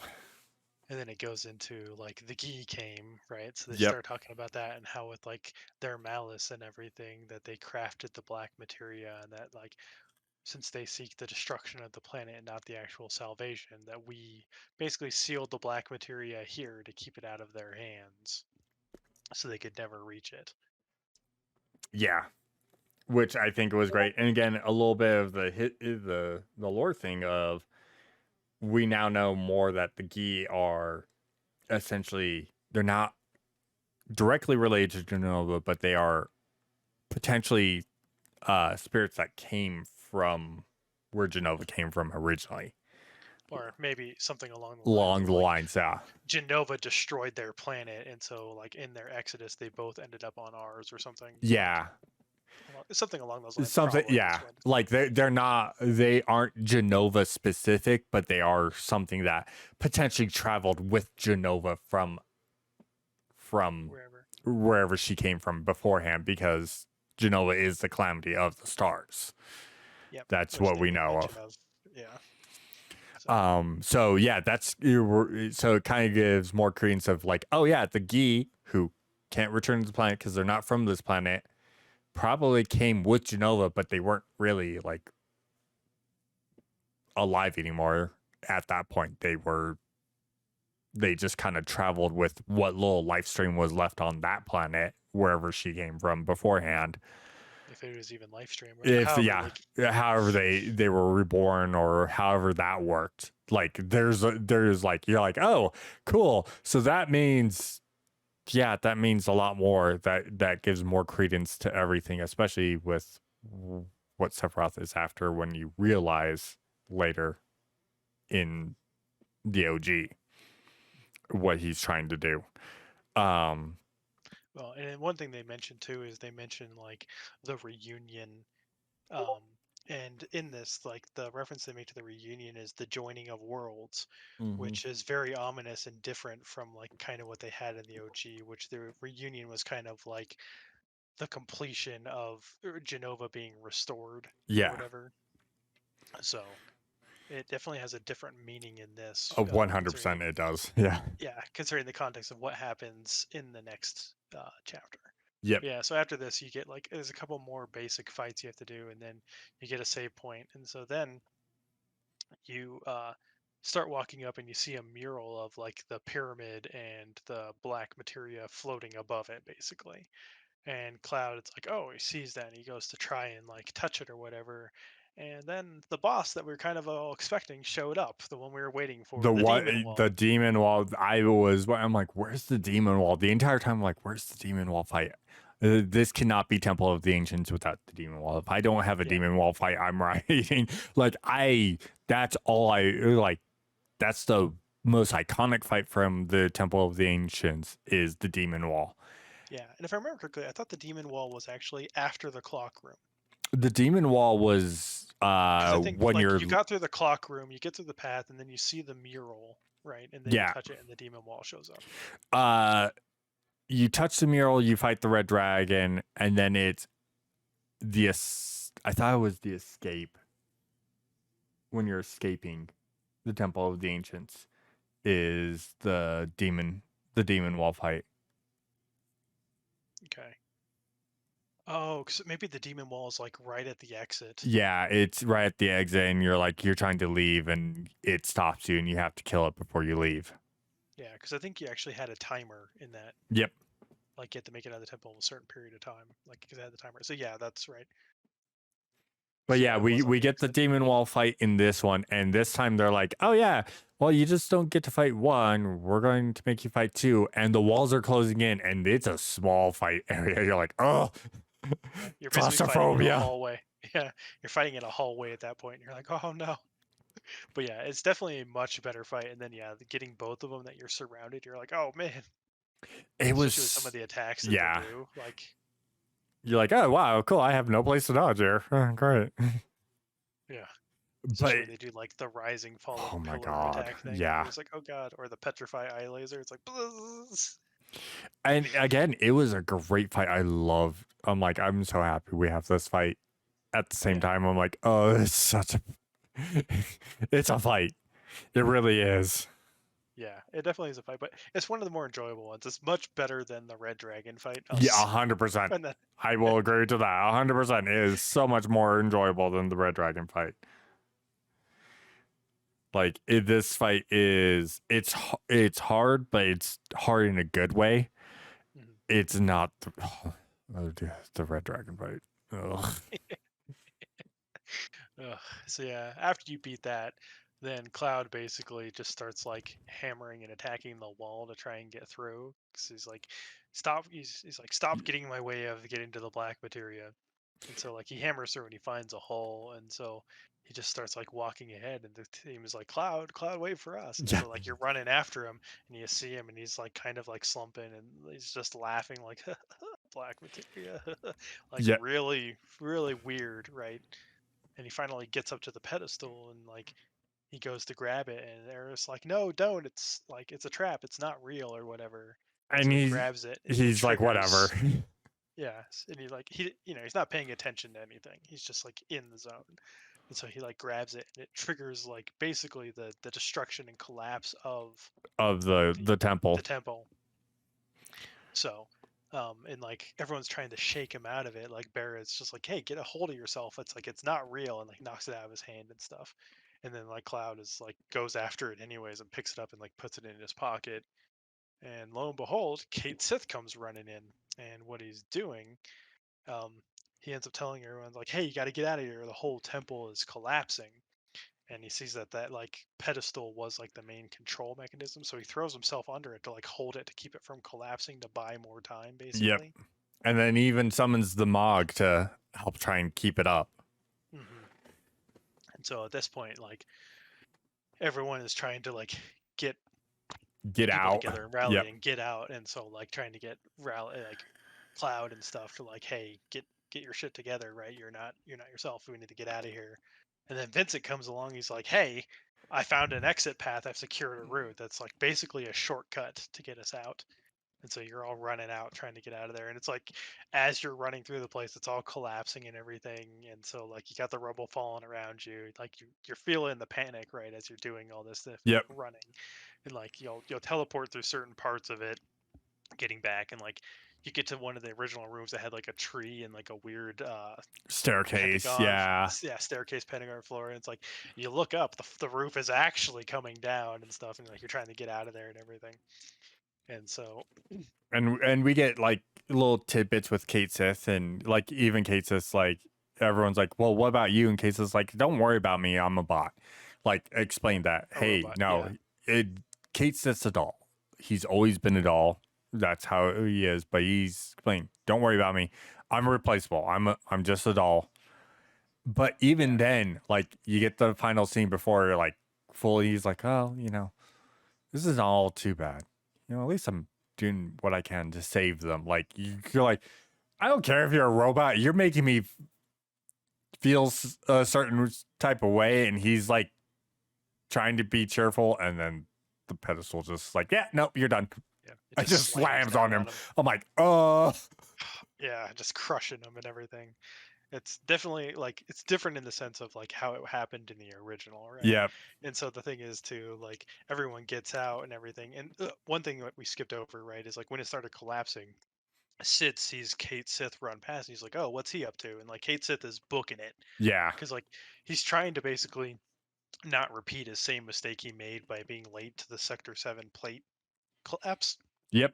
That's exactly what he's trying to. He's like, I need to be there now, just in case, because if they trigger something, I need to be there to save them. That's what he's trying to do. Yep. And so like eventually everyone gets out and stuff, right? In typical fashion of like stories, it's like, yeah, you barely make it out. Yep. And at this point, like they're like, oh man, I feel really bad for how we treated Kate Sith and everything. And then he pops up again and he's like, hey, don't worry about it, I'm still here. And they're like, wait, what? He's like, again, I'm just a doll. This is. He's like, all right, you can call me Kate Sith number two. Or whatever. And of course, about that time is like where Cloud's like super checked out because he's like, whatever. Yeah, exactly. He's in his own world at this moment. And like at this point is when Kate Sith explains, he's like, the reason I betrayed you guys is because all the stories said that whoever enters that temple never comes out. And if anyone was going to die and be sacrificed for something like that, I didn't want it to be you guys. Yep. Because so he actually had like legit, yeah, he had a legit reason.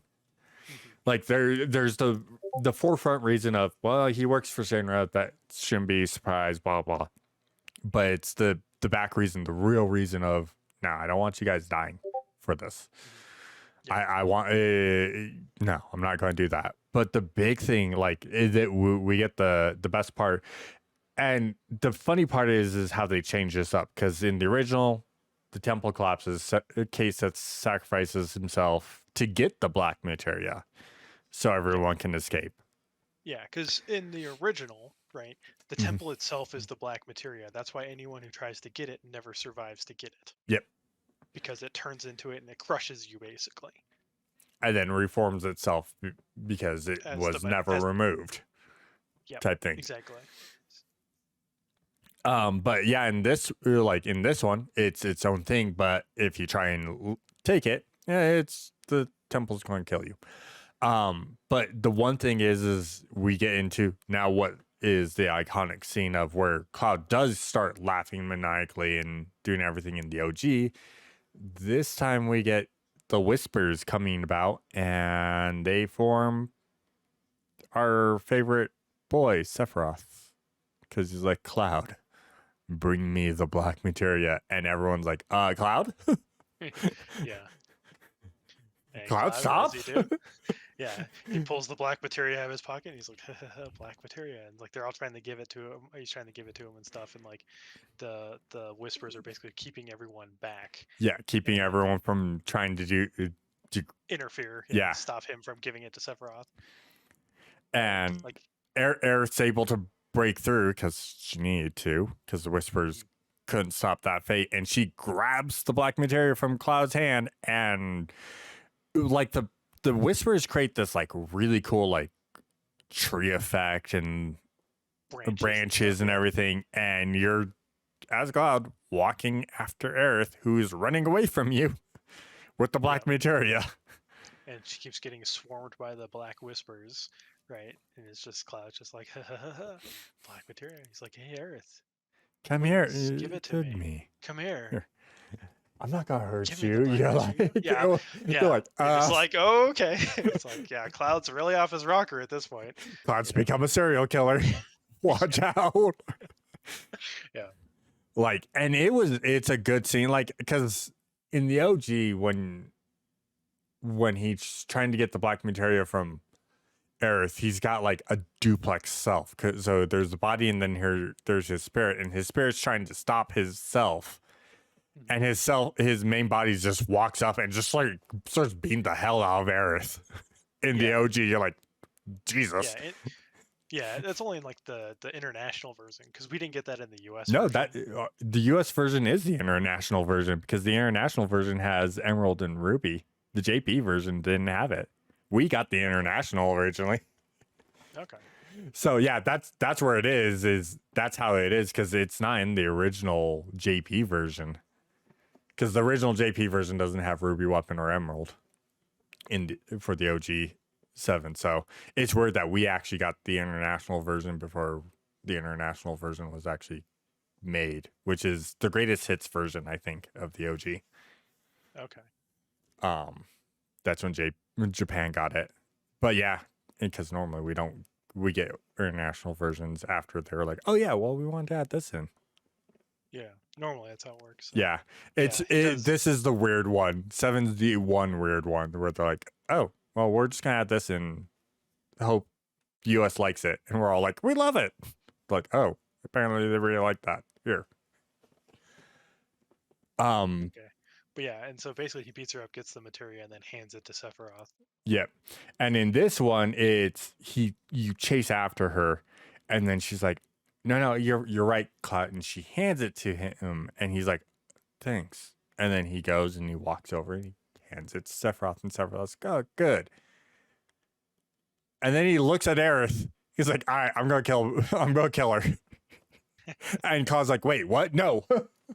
Yeah, like at the moment after he handed it the black materia, like he came to his senses, and then he sees that like she's in danger, because like I think at that point after she handed it to him, or when she was handing it to him, like the whispers knocked her off or something. They knocked her off, and she's like hanging on, and Cloud like jumps off to try and save her, and then it like turns to black, right? Yep. And then we get our transportation to Zack's world, or Zack's timeline, which is, and you only know it's Zack's timeline because A, the sky is messed up. B, Aerith doesn't have the ribbon in her hair. She's got her hair completely down during this. And Cloud doesn't have the Buster Sword, and Cloud's walking around like, what's going on? She's like, yeah, let's go. Let's go on a date. Let's go do the thing. Just promise me one thing. And he's like, what? She's like, don't look at the sky. He's like, well, now I gotta. Yeah. And then you see it's got that like giant crack or fissure Yeah, going the through it. fissure in the sky, and you're like, and of course, the entire time it's like, what is going on with that? What is that? We get a little more information Mhm. in the last chapter, but yeah, and you get this nice little date, and it's like everyone's kind of like prepping for the end. Like, this Yeah. is the end of the world type thing. Like, and everyone knows it's the end of the world. So you're like, you gotta go for like, get a picture taken. You don't get your picture taken. You try to get some snacks, but then you don't get the snacks you You wanted. want to You try to get get an accessory. accessory, and they're like, yeah, no, here, have this. You're like, well, okay. Um, but yeah, you have this little date, and then you go to Sector The 5 church. church, and you have a nice little talk with Aerith, and then she hands you the white materia. By the way, because of earlier, we know that the white materia that she had in the normal timeline was clear. This one is truly the white materia, is like white and glow and everything. And of course, in one of the prior chapters, Marlene talks about, Cloud needs to be awake because when Aerith wakes up, a bad man's going to kill her. And you're like, That's what she okay, told Zach in one of yep. the instances. Yeah. And then, of course, you get the white materia, and she's like, okay. And then she kind of pushes Cloud into the flowers. And it's like a white portal, basically. Yeah, white portal. And as he's falling, who shows up walking through the door?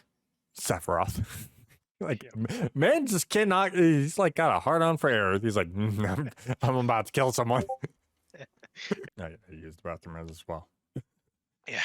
It's a good time to do it. So yeah, Yep. like you're mentioning, like Sephiroth basically makes it his life mission to just end Eris. Yeah, like seriously, it's like every possible time.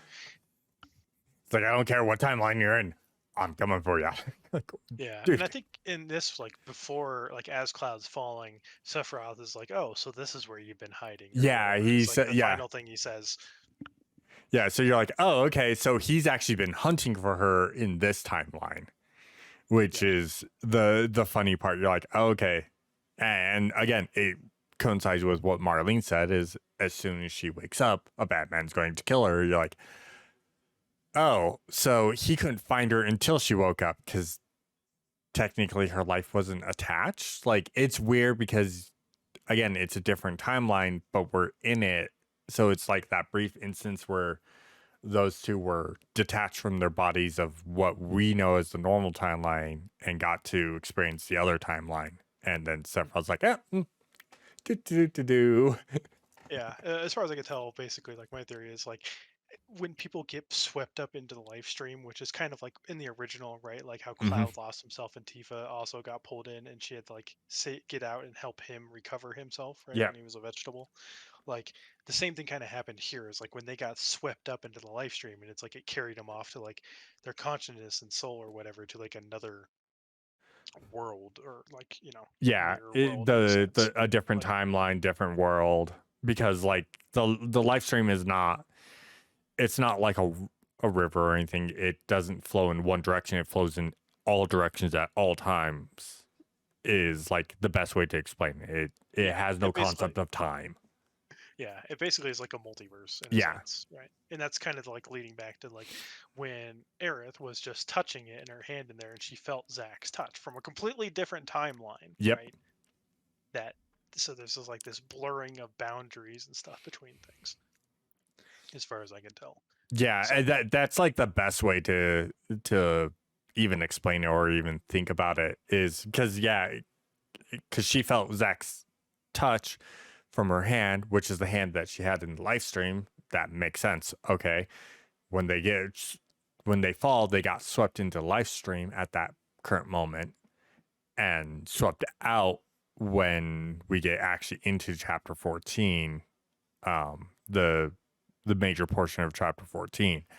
But this little instance was them being in a different timeline because of the live stream, and it's done so well, and you're like, you feel a little bit more attached to Aerith Yeah, because like the whole thing knowing. is like, yeah, like when you wake up, right, you're in chapter 14 and you're being carried by Barrett at this point. Cloud is. Yep. Because the thing is, like at that point, Aerith woke up before you because, hey, guess what? She got killed in that. And so her like consciousness came back to like her real body as far as Yep. we can tell, right?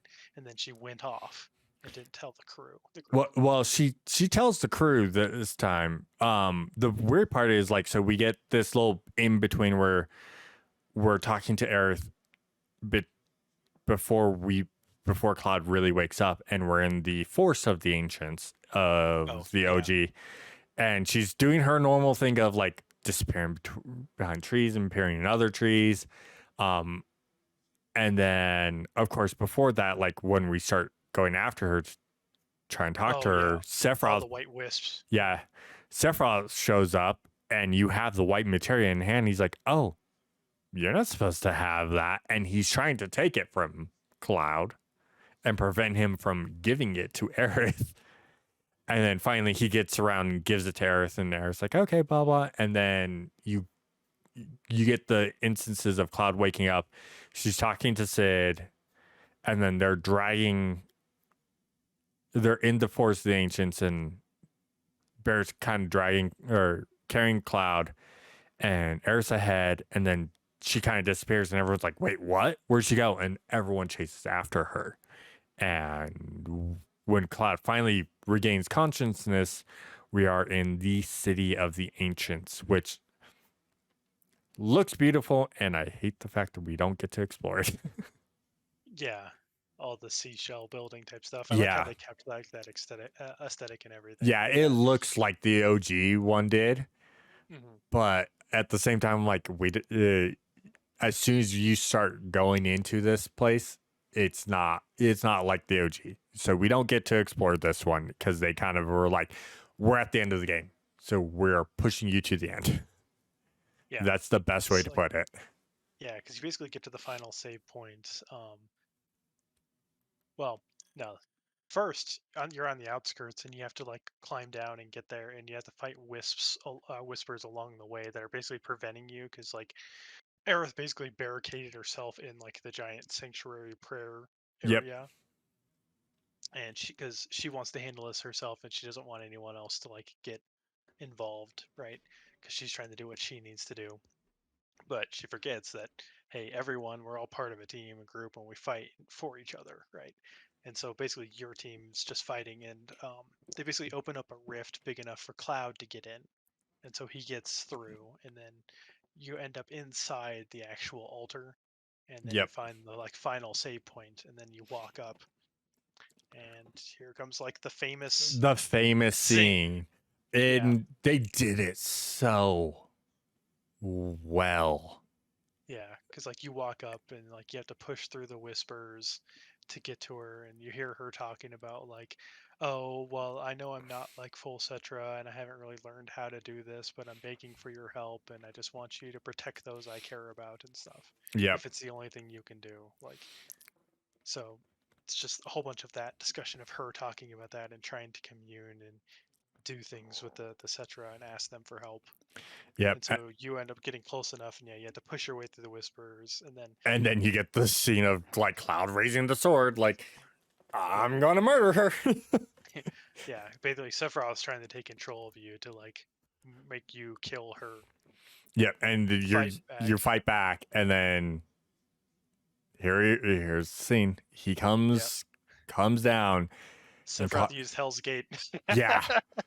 and so he's coming down with the sword, and so And you as Cloud have to like react. And what he does is slashes to block the stab. yep.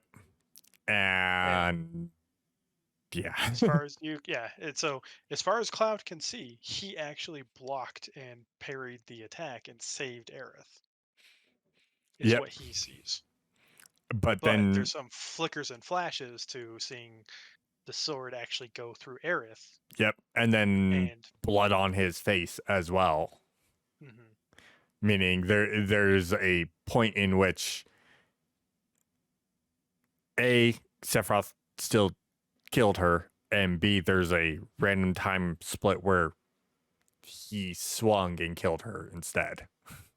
So it's like, oh, Like, because the scene of like you see the sword through her, his face is clean, and then it flashes, and he's got the blood on his face too. Yeah, but I think that's not from him slashing her. I think the split occurred is basically in one instance he saved her, and in another instance he didn't, right? Because Sephiroth, like once Sephiroth got blocked and parried, right? He's like, Mm-hmm. well, that's nice. We can try it again or whatever. Like, and he basically split and then changed it. He's like, no, we're doing this the original way, and skewered her basically, Yep. as far as I can tell, and that caused like the blood to splash on her. And at this point, you see like Tifa and the others run in, and Tifa like she gets this like weird fuzzy thing where it's like there's no blood and she looks fine, Aerith looks fine. And then next instance, because like Cloud's holding her, she sees blood pooling out underneath her. Yeah. And again, they did it to us again. They used the scene, and then we get the fight with Genova, and Yeah. what's the music that starts playing? Not Genova's. No. They go and play Aerith's theme. Hmm. I cannot tell you how fast I paused the game and just cried. Because I'm like, if they keep the scene that blah blah, okay, blah blah. I'm like, as long as Air's theme does not start playing as soon as we start playing Genova, I am fine. Nope. I was Yeah. not fine. Yeah, because normally like Aerith's theme plays after you fight the Genova boss, right? Because you get the Genova music and you get her fight. No, But yeah, in this the OG, it's as soon as she dies, it starts. As soon as the scene happens, the well, yeah, white you get materia Aerith's theme. drops, and it's Air's theme, and then it's Air's theme in the Genova fight the entire time in the Was OG. that Yeah. okay? You Yeah, don't so yeah, have a it's been long Genova. enough. Yeah, you don't have a Genova theme on that fight. It's all Air's theme the entire time Okay, in the yeah, OG. So been long enough for me. the fact that the first half of the fight is just Air's theme, you're like, Yeah, and you still get the very same fight that you had before, right? Because yep, after that, yeah, it's Genova. yep, Because Sephiroth basically he just drops like a piece of Genova, and then you fight it, and he flies off or yep. whatever. This is Genova life, and this fight is almost. It's not as bad as remakes Genova fight, but it's Which got I'm some points to it where you're like, why yeah, the walls? I yeah, I don't like the wall thing, but at least that's only like slightly temporary. It's better than like having to kill a million fucking tentacles that respawn Yeah, super exactly. quick that you only get like a brief bit of damage on her or whatever. It was ugh. This is so much better. Like It is. It definitely is. It's just the walls. You're like, okay, I got to deal with the walls, and they're immune to physical, so you have to use magic on them, mm, or at least the abilities that let you cast spells without MP yeah, costs. or anything that's basically like it's Any one of those like magic attack, yeah. elemental damage in a sense. Yeah, it's like not physical, but I think elemental is fine. Tifa helped out so much on that because of her not unbridled, but one of her abilities Oh, gives unfettered fury or unfettered whatever. fury, gives her elemental, non-elemental magic damage. You're like, oh, thank God. Yeah, you're just like Let me yeah, just beat it's up this super nice. wall. Yeah, super nice. And so yeah, like the cool thing too with this fight, right, is everyone's back and it joins you. And so like once you get her low enough to like what a quarter or whatever, you get the thing where like everyone's launched up in the air and you're all falling, Yep. and you get like a set of bunch of different duos that have to like break parts of Genova, which was really nice, like her wings and like her head and other stuff. Yeah. And then you just finish her off and you're like, all right, we killed Genova. And then Sephiroth's like, hey, by the way, I'm back. Yeah. And we get probably the most epic final boss fight for this game could ever give us. Because we start off, he pretty much kidnaps Cloud. We're back on the weird meteor zone from Remake. Yeah. But this time, he talks about, multiple planet worlds and then them merging. This reunion is a merger. And you're like, okay. Yeah. And So then basically, he's like his whole goal, right, is like he wants to create the world he wants in one of the timelines and then merge all the other worlds into basically into that that world. timeline. So only that timeline and that version exist. right? Yep. And so like that's the reunion basically, as far as I can tell, is how that's going. Yeah, and And so like I think there's technically two reunions happening. There's still the initial original reunion and Sephiroth's reunion that he's trying for. So probably, that's how I'm feeling. Is we got the two. We have two different, because again, this is much of a sequel as is a retelling of the original story. And the best way to play is like in remake. There's technically two different Sephiroths floating around, because there's the Sephiroth that is placating, doing what is in the OG, and then there's the Sephiroth that is teasing Cloud throughout the entire game. And now they kind of merged and went, we're the same Sephiroth, but let's see what this normal timeline goes while you're still dealing with trying to get this reunion happening of the timeline we want. yeah, Which is the best way to put it, is like there's multiple Sephiroths, and we're seeing that because there's multiple of everyone now, clearly. yeah. Um, a- So it's basically like, have you seen Everything Everywhere All at Once? yes, Yeah, it feels like that, where they're basically like projecting some variant of themselves or pulling some of that into or across the dimensions. It's yep. like it's what they're kind of like body hopping between the different variations or different dimensions and stuff like And that. it's just easier because, technically, like, Sephiroth's dead, so he's able to do it a lot easier because now he Yeah, doesn't have a physical form he has to be in. He can jump around to whatever timeline he needs to push forward his agenda. yeah. He does Um, it basically by anything that has his cells in it, which is yep, all the black mantles and other soldiers and stuff. yep. Anyone that has that. Anyone that has that cells in them at this point. And the best part about this fight is we start off having to fight Sephiroth. It's just like we did in the remake, but this time it's Not alone. not alone with Cloud. This time it's Cloud and Zack, and that was phenomenal. So we get that start of the fight, and you go through, you beat him up, and he goes, "All right, cool. Let's see how well yeah, I can conjoin these worlds, but I can also separate them," and forces Zack away, and then he Yeah. transforms into what do they call him in this one? Uh, God, I forget Sephiroth what it's called. Reborn, or Something like that. I think it's like Sephiroth Reborn, the one with the weird like crotch core thing on it yeah, in the wings. pretty much any OG player would know him as Bizarro Sephiroth. Yeah. And I was not ready for the fact that we got Bizarro Sephiroth, and it is truly Bizarro Sephiroth. It is multi-part and multi-grouped fight that you have to deal with, because you start off with Cloud dealing with Just essentially hitting the the egg sack yeah, basically. the exact the core, but not truly the core. Like it's the main body portion, and then we swap to uh Um, Tifa, Barrett, and Kate, and it's full on against the body. yeah. Then then he does some It's stuff. Then it's Yuffie, Yuffie, Red, and Red, and Barrett, I think. yeah, yeah, I think that's right, Barrett. And this time you're destroying the core, but you have to damage the The wings. wings, Yep. So you have to destroy which the wings, and yeah, go ahead. I was gonna say, without your help, that would have been a very long fight, because that you don't realize that in that fight Yeah, what that you're hint. supposed to do. Yeah, because like the hint thing, right, is just like, okay, the wings glow colors. And so like they mention like if you attack the core, like, well, we have to take down the wings first, but if you try attacking the wings, they don't take any damage.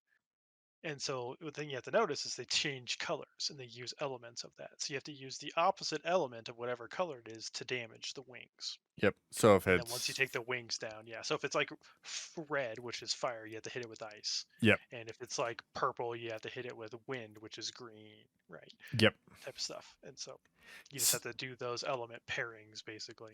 yep. And then so after you do that, then you fight um you the have main body the as main Zack in the body as church. Zack in the church, which was actually a really rough fight Yeah, for it's not. me. Yeah, it depends. Like as long as you like for certain attacks, you can use that like little safe field Yep. zone. Basically, it's only for ranged attacks. Does that work? Like his attacks with the slams and stuff, that doesn't work. Yeah, It doesn't you have to protect you. block or dodge those. And then the final bit is against the head Yeah, with as Cloud. Cloud. Which during that you get to you can synergy with Zack during that one. Mhm. So that one was kind of cool. But yeah, overall that fight was just I wasn't ready for it, and it was epic, and I love it. I love the fact that we got Bizarro Sephiroth Yeah, at this now, point. and I think I see where they're going with it. So it makes sense that we're getting Bizarro Sephiroth now because that means we're probably not getting Bizarro Sephiroth in the third game. Yeah, but we're gonna get that one. Oh, we are going to The get the Seraph final Savior Sephiroth. Oh Savior. yeah. Yeah, yeah, with Oh. his like his ring and his wing and the yeah. Where One Winged Angel became what it is. Yep. Have you tried that music? Yeah. No, I Okay. haven't yet. So it's probably gonna be pretty difficult. I have no doubt. But yeah, so you get that and it you end the fight and then we get our scene of everyone's at the lake. Well, that's not so it's not the final Oh part, yeah. right? Because you have the fight with Sephiroth just alone again. Oh yeah. But then he tries to attack you with like the spirit, the whispers or whatever. But then some white whispers show up and prevent that, Prevent that, protect block you. it. And then a white gate opens, and Oh who yeah, walks through? yep, Aerith. Aerith. Yeah, then we get our final fight where it's Sephiroth. We're fighting Sephiroth, and it's Cloud and Aerith. Oh, some of that was like when you learned how to deal with it. Attack Masamune, attack the wing, Mhm. pretty easy. But like your first time when you're initially trying, you're like, "What do I do?" Yeah, he can be rough. Yeah. The hardest part, right, is when he goes into like the overdrive mode at the end, he's just shooting the black flames out, and Yep. the sword is down, and it's just like hitting you with AOE stuff all the time. Like the thing is, you basically have to save your limit break for that, Mm-hmm. because like if you don't, he's just gonna you won't be He'll able to kill you. murder him or break him in time, and yeah, then he just And, murders you with Octo yeah, Slash. yeah. It is a DPS check too because he will Octo Slash at the end of it. Yeah, I learned So that in hard mode. yeah, he did that to me. I'm like, blah, blah. I'm like, oh, he's Octo Slashing. That's okay. I should be fine. And I'm dead. Yeah, yeah. Because like the funny thing is, when I did on dynamic, I cleared all of it the first time. But yeah, when I was going through on hard, I was dumb and I was playing this like late at night in the morning, and I kept selecting the option to like basically retry from the beginning of the Bizarro Sephiroth Oh fight God. multiple times, and I'm like, oh wait, I kept choosing the wrong one, and so like I kept redoing like whole portions of that over again, and I was just like, I'm stupid. And then I got, then I finally got to part where I'm like, okay, now I can just do this last part. But one of the things that saves me, right, in that it'll help for anyone else doing like a hard mode run, use the slipstream saver and put on trade off, because like taking damage replenishes H or MP, and that'll very much help you through hard mode just in general. But like in boss Yeah, that makes fights sense. especially, it is super useful and it will save you so much time. Just do that. It's really nice. But But yeah, it's like going through that, and like you do, yeah, once you kill him, right, then you get the scene at the lake, and like everyone, right, is like super down and depressed. Like you didn't get the thing in the original where you had Cloud putting Aerith and walking out with Aerith and letting her body sink into the yeah, lake and into the stuff. lake. Yeah, you don't Like you get to don't see get that. that. But the thing is weird is like everyone's crying and stuff, but Cloud's sitting there and he's fine. But then Aerith starts talking to him and he's like, huh, that's weird. Like I thought she was dead. And For then that type of stuff. everyone's like, all right, we need to get going, and everyone starts walking. Tifa's like, come on, Cole, let's go, and he's like, all right, yeah, and then looks at Aerith like, let's get going. She's like, yep, and Tifa looks, and Aerith's not there. Hmm. As Cloud's like kind of looking up where she is, you're like, oh, Oh, oh, yeah. It's like, oh no. And then we get this cinematic where basically we're out on the plains. They're fixing the tiny Bronco to try and make it flyable again. Yep. You see various people like Tifa is crying, Yuffie is crying, Red is with Tifa, I think, or is he? Yeah, he's with Tifa. Yeah. And in that he's he's trying to comfort her, and then Aerith kind of walks up and kind of gives him a pet, and you could tell he's like, huh? He felt something. Yeah, he's like, huh? And he even says, he's like, Aerith?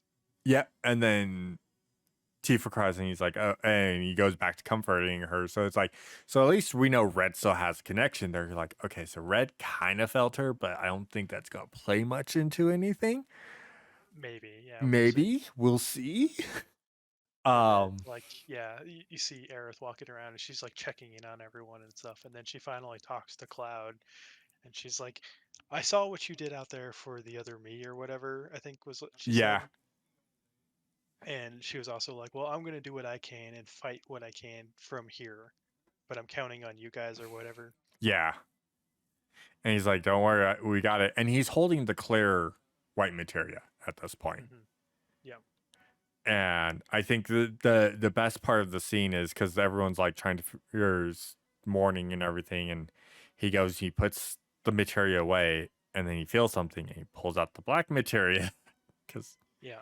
lo and behold, he never actually gave it to Sephiroth because that Sephiroth was not the real Sephiroth. And he goes from being like starting to show emotions again to I've got a mission. Yep. And he actually equips it and puts it in his sword. Yep. Which I thought, I'm like, oh, Yeah. that's not good. That's not good at all. When he did that, I'm like, oh, now Yeah. he's really hiding it. Yep. And then Sid going, okay, so where we it should be good. Where are we going up to next? And Cloud just goes north. Why? Because that's where Sephiroth is. Yeah. It's like, how do you know? I just know. I just know. It's like, oh, Yeah. oh, and then we get the cut. Then we get cutscene, or we get end credits, and we are done with Rebirth. And Jesus, is it a roller coaster of everything? Yeah. And so, like, as far as I can tell, right, my understanding of the ending is basically like the altered timelines. So, like, he saved her in one timeline, but that ended up not being the timeline he's currently in, Mm-hmm. right? And so he's still able to see her because, like, now with all the reunion and experiencing the multiple dimensions and stuff, he can see simultaneously the different versions of the world. That's why, like, in that cinema, right at the end when they're saying, he's like, hey, don't lose hope, and just remember, don't look at the sky. And they're like, what? And they look at the sky and it's normal, and he's like, it's false, don't worry. It's like, Yeah, it's false. Don't worry about it. And yeah. because he's seen the broken sky at this point. Yeah. And so, like, as far as I can tell, he can see he's experiencing basically multiple different versions of the world at the same time. And that's why he sees the Earth he saved and no one else can see her because the one in his timeline died. Yeah, which that makes sense. That 100% makes sense. I mean, I'm also on the entire thing of like it. Since he's experienced the multiple, he can still see the broken sky, but the Seraph um, is the spirit of Aerith that can essentially do what Sephiroth's doing at this point. So it could be one of those two. Like either she's the spirit and can, because he's seen her and he's been attached to like now how the worlds are split and there's multiple different universes of that world.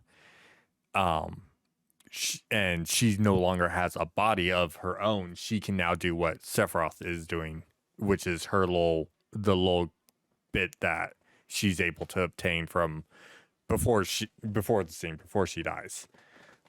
But at the same time, that could be completely true too. Of the timeline in which he saved her. That's her, but she can't leave because she needs to stay there to make sure things are taken care of. But she can still interact. So I think we'll know more when we eventually get to the third game.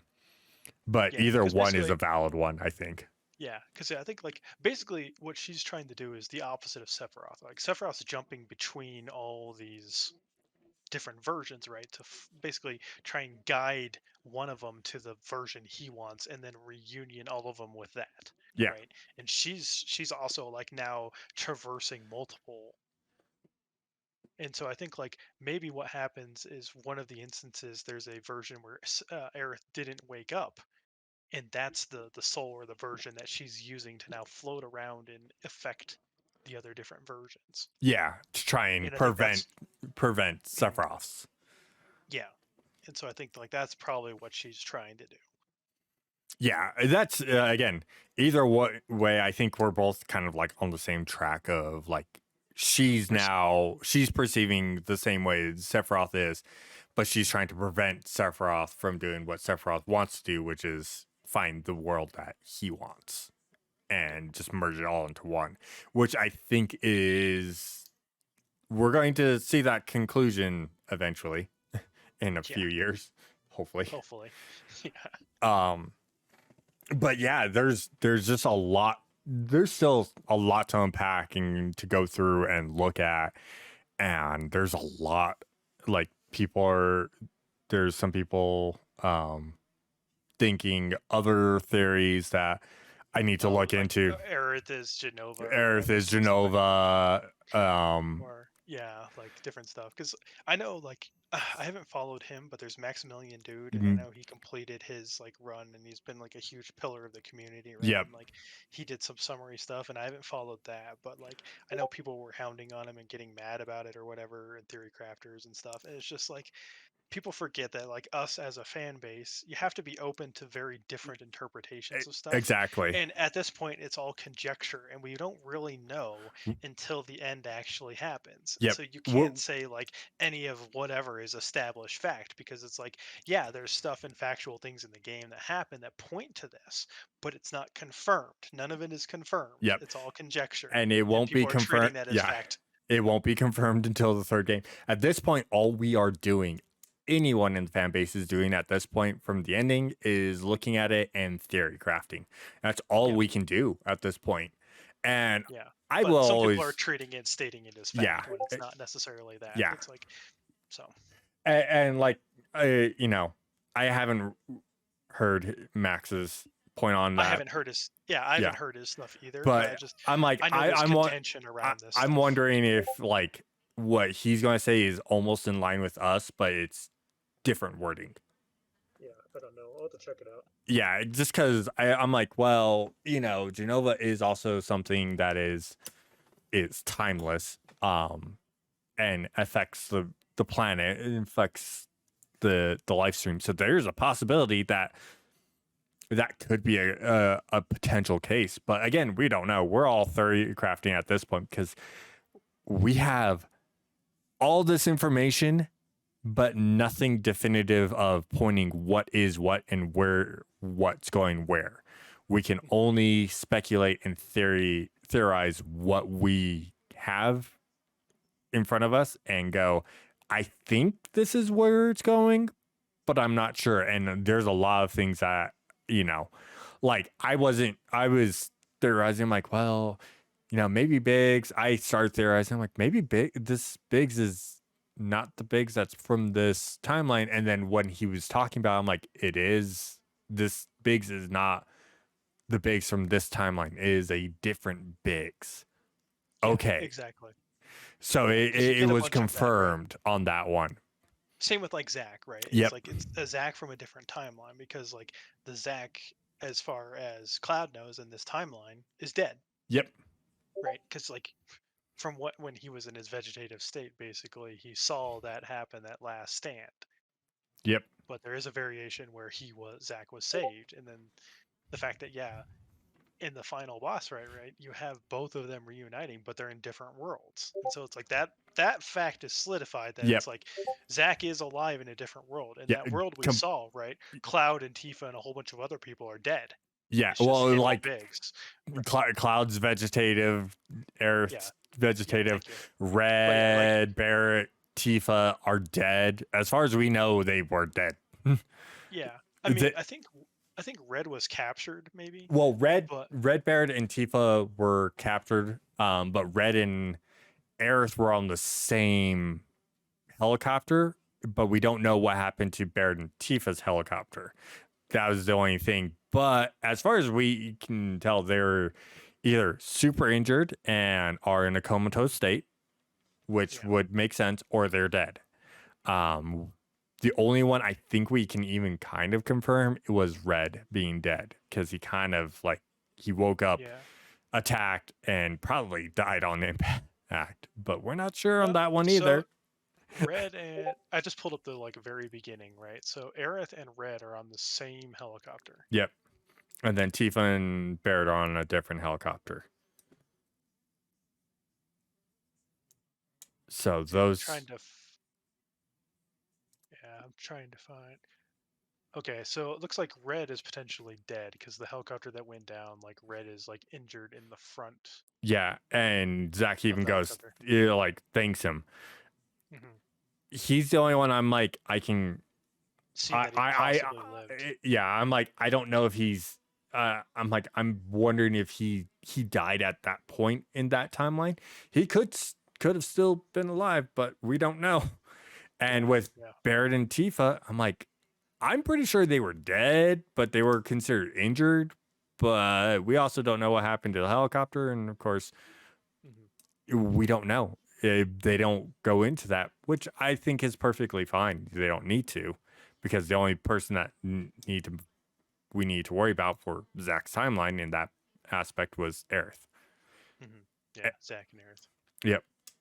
So And I guess the other thing that happened too, right, is like Zack's world was being destroyed, but Aerith then sent him off to, I think, her world where she went on the date with Cloud. yeah, But we don't know that because like when he was in the church and he wakes up, you mentioned this. You're like, Zach, look at the sky, please. We need to know. yeah, I So stated we that don't we don't know. We don't know yeah, what happened. yeah. So we don't really know if which realm she pushed him to, because maybe she could have pushed him into the I, same version that Cloud is alive in now, mm-hmm. and so he could potentially exist or be alive in this world, Yeah, right? there's a possibility that third game that near the end we meet up with Zach and Zach joins the party. 100%. There's a complete possibility now at this point. Mhm. We don't know, because that's why, like, even I stayed. I'm like, Zach, look at the sky. I need to know. The reason why I was saying that is because I need to know if he Yeah, is she sent it, him back to where he was from, or if from he's in now a our timeline, yeah, basically. or if it could have been something where he looked into the sky, instead of it being like that yellow scar, it's like a purple scar instead. So now it's like, Mhm. oh, he's in a different timeline now, Yeah, exactly. potentially. Like, we don't know, but we won't know until, again, the third game. Again, we can speculate all we want. We might be right on aspects, we might be wrong on aspects. We won't know Yeah, until that point. That's the exactly. hard part. Yeah, and that's the thing is like when I get into this stuff and like talking about these, right? People are always going to assume, and it's a problem in fan bases in general, Yeah. but it's like people take too much to assert things that are still uncertain as fact and stated fact, and try and like force a narrative when it's like, no, the only thing that will ever truly confirm this stuff is what's happening in the third game. Yep. So Yeah, straight fact, like straight, like Nomura and crew, the director, going, no, this is the thing that you need to take away from it, and just stating one thing. It's like, okay, so they said this is their fact point, so this is what we can take as anything that offshoots from here or here. Stop theorizing about those, because this is our fact point. And until we yep. get the third game, this is the only thing we can sit there and theorize off of. But they're not going to say that. They're going to be like, well, we'll see how this goes and blah blah, and they'll They'll drop hem and little, haw yeah, basically until like they'll one drop little sentence should hints come out. here or there, and like, oh yeah, like they did with Rebirth, of someone who was supposed to be dead is still alive. Mhm. And you're like, everyone's like, oh yeah, oh yeah, it's clearly Zach. We're all like, yeah, we're pretty sure that was Zach was going to be alive. We need the confirmation. But we're all also going, but Biggs. Yeah. A lot of us are like, yeah, but Biggs. That was a bigger Biggs is alive. factor. Yeah. That But was a Bigser factor. yeah. Oh, gee, God damn it. But yeah, no, there's like you said, like we have to take everything with a grain of salt at this point, knowing the ending and going, okay. And then even now, it's like, I guarantee you in a year's time, you go back and look and you might go, you know what? Actually, I wonder, it's a complete possibility where you just alter and go, yeah, but what if it's this instead? Yeah. And who knows? Definitely. This is Well, I was going to say, who knows? We might get DLC, which will, again, change the factor completely. I think we're going to get DLC, but I don't know how it's going to affect everything. yeah, what it would be really. I think If we need a anything- Vincent DLC at this point. I think we need Vincent and Sid so we can find out like their play style type stuff. I Right? think that's what it's going to be. If we get a DLC, it's going to be Vincent, Sid. We're going to get their play style and how they work, and it's going to be those two teaming up during like the temple, or doing something like that. I'm not Or even sure. maybe we just get like Vincent finding and securing the path through the temple or whatever. Yeah. And not get like Sid yet, Yeah, complete possibility. Because like if you think about it, right, the DLCs they did for the characters that were optional. So Yuffie. Yep. So it makes sense for Vincent. Like in Remake, we got Red, but we never saw his fighting style until now in Rebirth. Yeah. So they'll probably do the same thing for Sid. So yeah, we'll get Vincent as a DLC through the temple. Maybe a little backstory on Vincent more, a little bit more in-depth backstory, a little bit of a Dirge backstory for him, and then we will get. If they decide to completely retcon Dirge or even the original. Yeah, and then we won't get gameplay, or like we won't get to play Sid until the third game. Which is what I'm thinking, because I think he's going to follow the same thing they did with Red, right? Yeah, you never played Red in the first one in Remake, but you get him in the second one, and so now in this one, it's like you see Sid. Granted, he doesn't show up in any fights, but I think in the third one is when we'll get his. So. Yeah, absolutely. Speaking of the third game, how do you think we're going to start that one off? I gotta ask this before we end this. How do you think we're going to start the third game off? The cave. We got to go up through, and we got to go through the snow area, right? So the northern cave. So you're gonna go up there, and like from what I remember in the original, right? You have to like basically go through that blizzard area. Yep. Travel through and find. I forget what it was. Like you have to find some outpost or something. Yep. If I remember correctly. Something like that. Yeah. And then from there, you end up following the call, and then you find the cave that has like Sephiroth's crystallized body and the weapons. Yeah, and the weapons, and that's when you actually hand over the black materia to Sephiroth. Yeah, and that's what I'm thinking. I think we're going to start off. We're going to start off on the search to the cave. Because it's the only thing that makes sense story wise. Because like after that, right? You basically have the escape down the mountain, which is the snowboarding or from the northern crater, and then Tifa and Cloud fall into the Lifestream, if I remember correctly. So the events of this, what would happen? It would be the cave. The cave, which then is the escape, because the snowboard was a mini game that you had to do before you reach the cave, because you had to. Okay. You had to travel through markers. You had to snowboard down to the outpost, and then you had to find markers to get up to the mountain where you climbed the mountain, where you had to keep warm into the cave. So what I'm thinking is, they're going to cut out. We know snowboarding might be coming back because there's we the know it's coming back because the attractions at the Gold Saucers. The only thing we haven't seen, right, is the sub game. Which I think we'll get that one back too. I have this feeling we might actually get it back, but it's going to be a lot different. And I think it's going to be more like the Speedster game.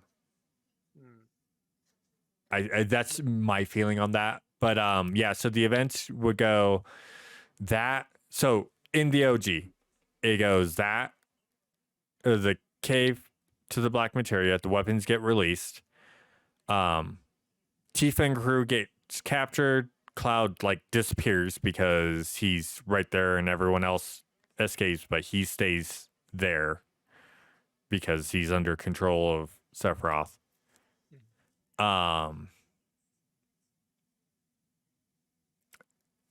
Of course, getting to there is we've seen the scene of it, the Lifestream whirlwind, Yeah. which is where he's trapped in the cave. So we'll probably have that. But Tifa and crew gets captured. That's the escape from Junon, which is where they try and where they're going to go execute Tifa and Barrett live on TV. Yeah. And that's the thing. It's like after you get the escape, then you have to get the sub and you go down to the reactor under Yep. Junon, I think. Yep. And that's where you get like Hades and stuff. Yeah. So it would be you go down reactor of Junon to the sub, which is a master materia quest, and then it's to where Cloud is. Cloud rest. Like Medial, right? Is like because Medial. I think because I think when they get captured, that's when Cloud falls into Lifestream, and that's why you lose track of him. But then he winds up in like Medial or whatever, and you find him in the wheelchair at that point. Yep. With the Mako poisoning. Yep, and that's the start of the master materia stuff, and then the weapons, primarily Ultima weapon flying around trying to blow up cities. And you finally take him down, and he blows up outside of Cosmo Canyon. Like that ramp or whatever. Where you get the Armageddon or the Ragnarok Buster Sword. But it would be the Master Materia recover Cloud, Diamond Weapon into Midgar, the Siege of Midgar. Yeah. And then from Siege of Midgar is the Northern Cavern 2. Well, the part where you're forgetting, right, is the Rocket Town. Oh yeah, well, again, that's part of the master. I count that as part of the Master Materia because Master Materia is the sub, Rocket Town to the Meteor, and Mount Corel. Oh yeah. The saving of Mount Corel. Those are part of the Master. That's when I talk about Master Materia, I put all three of those in one area. Yeah. Because that's my correlation with them, because all three of those have a master materia attached to them. Yeah, because that's part of the thing that like what's her face Scarlet's been trying to do is generate those master materia, right? Yep. And so she does it at each of the. So that would mean actually, in our sense, because there were four actual master materia. Yeah. But you only could actually do stuff with three because you had like the yellow, the red, and the green. Yep. Blue, the blue one that was there is where you got Bahamut Zero from. Yep. So I think they'll probably actually end up using Gongaga as part of that since they fleshed this out. Yeah, I 100% agree with that one. Yeah. So what they would do is like the materia from Nibelheim is the one that went into the rocket. Then you have Gongaga, Corel, and then Junon. Yep. That makes sense. Yeah. Because Junon is the sub, and then who knows how they could do whatever they want with Gongaga. I think they could do something really cool with it. But yeah, and then it's to the Northern Cave. So the big difference, though, in this, when we go to the third game, we will get Rocket Town more than likely. We 100% are getting Wutai. We are getting the Wutai portion of that. I think that's going to be a major aspect. But I don't think we get Wutai until... I think they're going to play it out where we're still going to lose Cloud for everything and do the escape from Junon. I think those two are going to stay in order because we're going to get the high wind.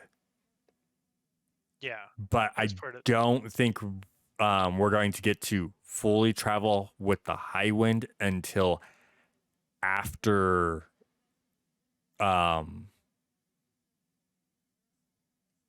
or like right before we go the Seas of Midgar.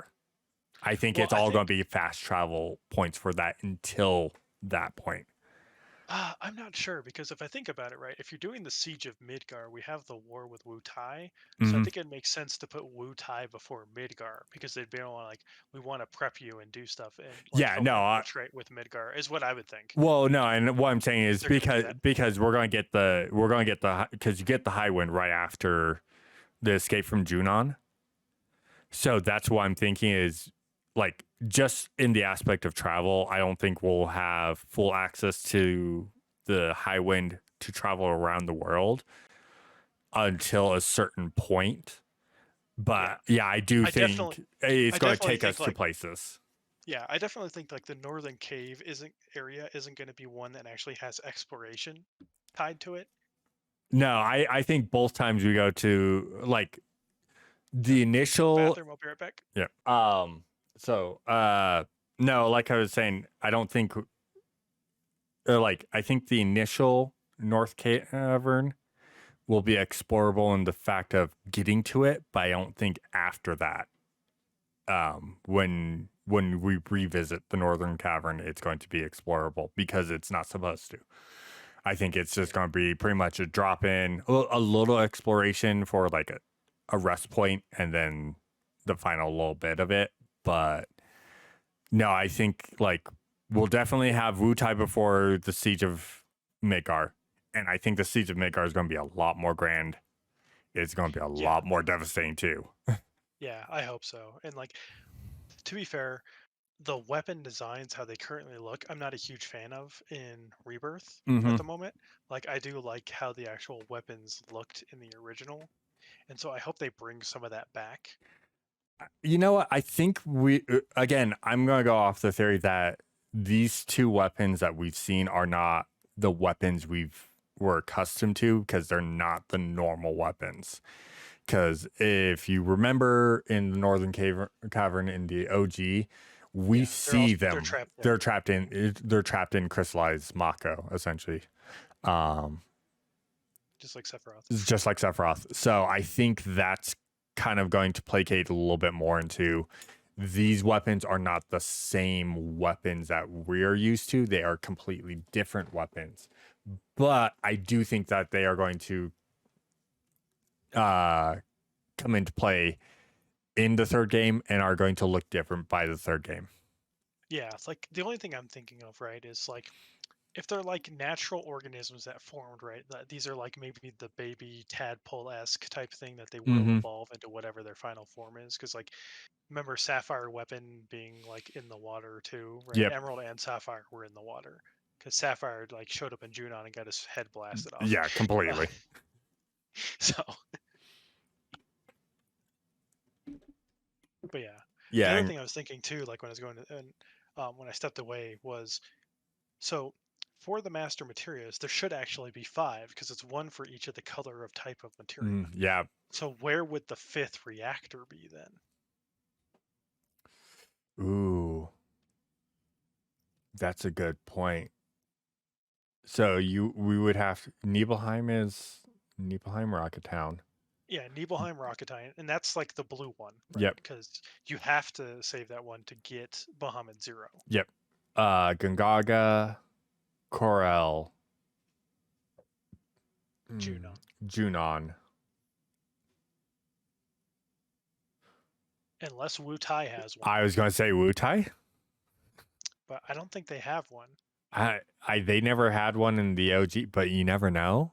Yeah, we don't know. That Unless they would take some other area, right, that they add more onto that was like small in the original. Medial. Medial could be Maybe. another one. They Yeah, could change maybe. Medial up, Yeah. and like it's another ruined reactor. And oh yeah, we found Cloud because he appeared here, floating in the ruined reactor of Medial. So Yeah. Medial could be it. That would be an interesting one. I don't know. That's gonna be interesting, and I think they're going to expand on it 100%. But yeah, 100%. We're going to do Wu Tai before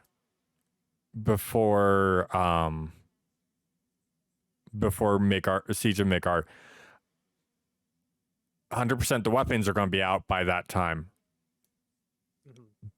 And because they come out after the yeah, cave, right? So they're going to be out there, and so that's part of what's dealing with it.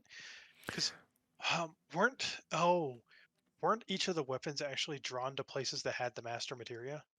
yes, except for Ultima weapon. Oh, that's No, actually a good because point. no, because Ultima Weapon, he went to Cosmo Canyon because that's where we were storing them. Oh yeah, that's right. He went to, but that's a good point. That's the other one we could do instead. Gold saucer, ruby weapon, Yeah, red, yeah. summon materia. Hmm. Granted, I don't think we're. So my theory crafty brain just went off the rails. Yeah. That's where you get So Knights of the Round. You don't fight Knights of the Round. That's where you get Knights of the Round. yeah, it's from actually getting The master materia down there and having to deal with ruby weapon. yeah. And now everyone cringes that's played the OG. Like, oh, Yeah, especially because a lot of people used Knights of the Round to round to beat beat Ruby. ruby weapon. And this time you have to fight him to get it. I could see Yeah. that. I could completely, and I could actually see us gain. That's how we get our summons, is fighting the weapons. The weapons, yeah. So I It could, would it would make sense, yeah. and you get Bahamut Bahamut Zero Zero, from Ultima yeah. at the end. I And could so see it. yeah, because the Junon reactor is where you get Hades, so maybe Yep. it has to deal with like Sapphire Weapon then. Yeah, that would make sense. And we Or actually get an well, actual Sapphire fight this time. yeah, maybe. Because I think Hades you got from the reactor because it's not from the Jalinka, the No, underground, the it's underwater yeah. You plane, get it right? from the reactor. It's not from the yeah Jalinka or whatever. yeah. But yeah, you get that one from the reactor down there. Yeah. So So basically, yeah, Knights of the Round, Bahamut Zero. Trying to think what else are we missing then from some Hades. Hades. Because Doom Train wasn't in this. That was 8. That was 8. Same with like the giant Sabatendar was also 8. So it's not that. We got Odin. Yep. We Odin, we we, Leviathan, Bahamut, we got Kujata. Gilgamesh. Yeah. Yeah, we get Gilgamesh, Typhoon. Oh, Typhoon is in this. Yeah. Yep, Typhoon. So those 3. So there's got to be a few more. Got to look up who else are we missing. I'm looking at. Okay, so the summons, the list of materials for summons is Chokomog, Shiva, Ifrit, Rama, Rama, Titan, Odin, Leviathan, Bahamut, Kujata, Alexander, Phoenix, Vander, Phoenix, Neo, Bahamut, Bahamut, Hades, Hades, Typhoon, Bahamut Zero, Knights of the Round. Yeah. and then the Master. Yep. So So those 4. are the last ones. Um, I mean that would make sense if they don't give us Sapphire. So it'd be Emerald, Diamond for Typhoon. Nope. Hades is actually in the Galinka. Gilnika. Oh, Yeah. he is, yeah. Okay. So yeah, so Emerald would give us Hades. Typhoon would be Diamond. Ultima would give us Bahamut Zero and Knights of the Round Ruby. That's like Yeah. where my mind is going. And then we still Yeah. don't get a Sapphire fight, which makes me sad. Yeah. Right. Yeah. You can fight Sapphire Weapon, but the only time you fight him is in Crisis Core. Oh, okay. He's a super boss in Crisis Core. But yeah, Sapphire. So Sapphire would probably still die, so we don't get the Sapphire fight, but we get Emerald. That would make sense. You have to fight those 4 to get the summons, and then of course we get most of the summons we got in this one. So the only ones I probably think that don't carry over would be Bahamut. Bahamut and Gilgamesh. Yeah, Bahamut, Gilgamesh. Yeah, and then they might have us. To be fair, Leviathan would actually come back because if you go to Wu Tai, Leviathan is that's where you get a Leviathan originally. Yep. That's true. I think like those like most like Chocobog, like all the base ones are going to come back because we got Effort and Shiva back, we got Leviathan back. So I think all the base ones will come back. We'll probably get Alexander, Phoenix, and Odin back, Kujata, but I don't think we'll get, like you said, Gilgamesh won't come back, and of course we won't get Neo Bahamut or Mhm. Yeah, because we'll get Bahamut Zero. Arisen because we're gonna get Bahamut Zero, and that makes sense because we didn't get Bahamut Again, for this one. and that's why I think like that's the thing that's going away. Because we didn't get Fat Chocobo from the original one too either. No, we didn't. We got Choco and Mog instead for this. So, and well, I mean, even then we got Chocomogan remake too, but it makes sense. Like to me, that makes sense. Could I be wrong? 100%. Yeah, I same. get Like, could I be wrong? It's like this is just conjecture based on like from what we lost between remake and rebirth, right? Yep. And that we basically got because there are 3 versions of Bahamut, so each version of the game is going to get a different version of Bahamut, which makes sense, right? So, and then again, how we're getting the summons completely could be completely wrong about it. To me, it makes sense. To me, that's how you do it. That would make sense. And hell, they could give us a Sapphire fight. They could give us a 5th summon, a brand new summon for the 3rd game, and for Sapphire. Who knows? We could that could happen, but we don't know. We won't know until the 3rd game. But I think that's how we're going to get the summon materials in the 3rd game. Actually, you know who it might be? Rama. Well, I mean, we've gotten Rama.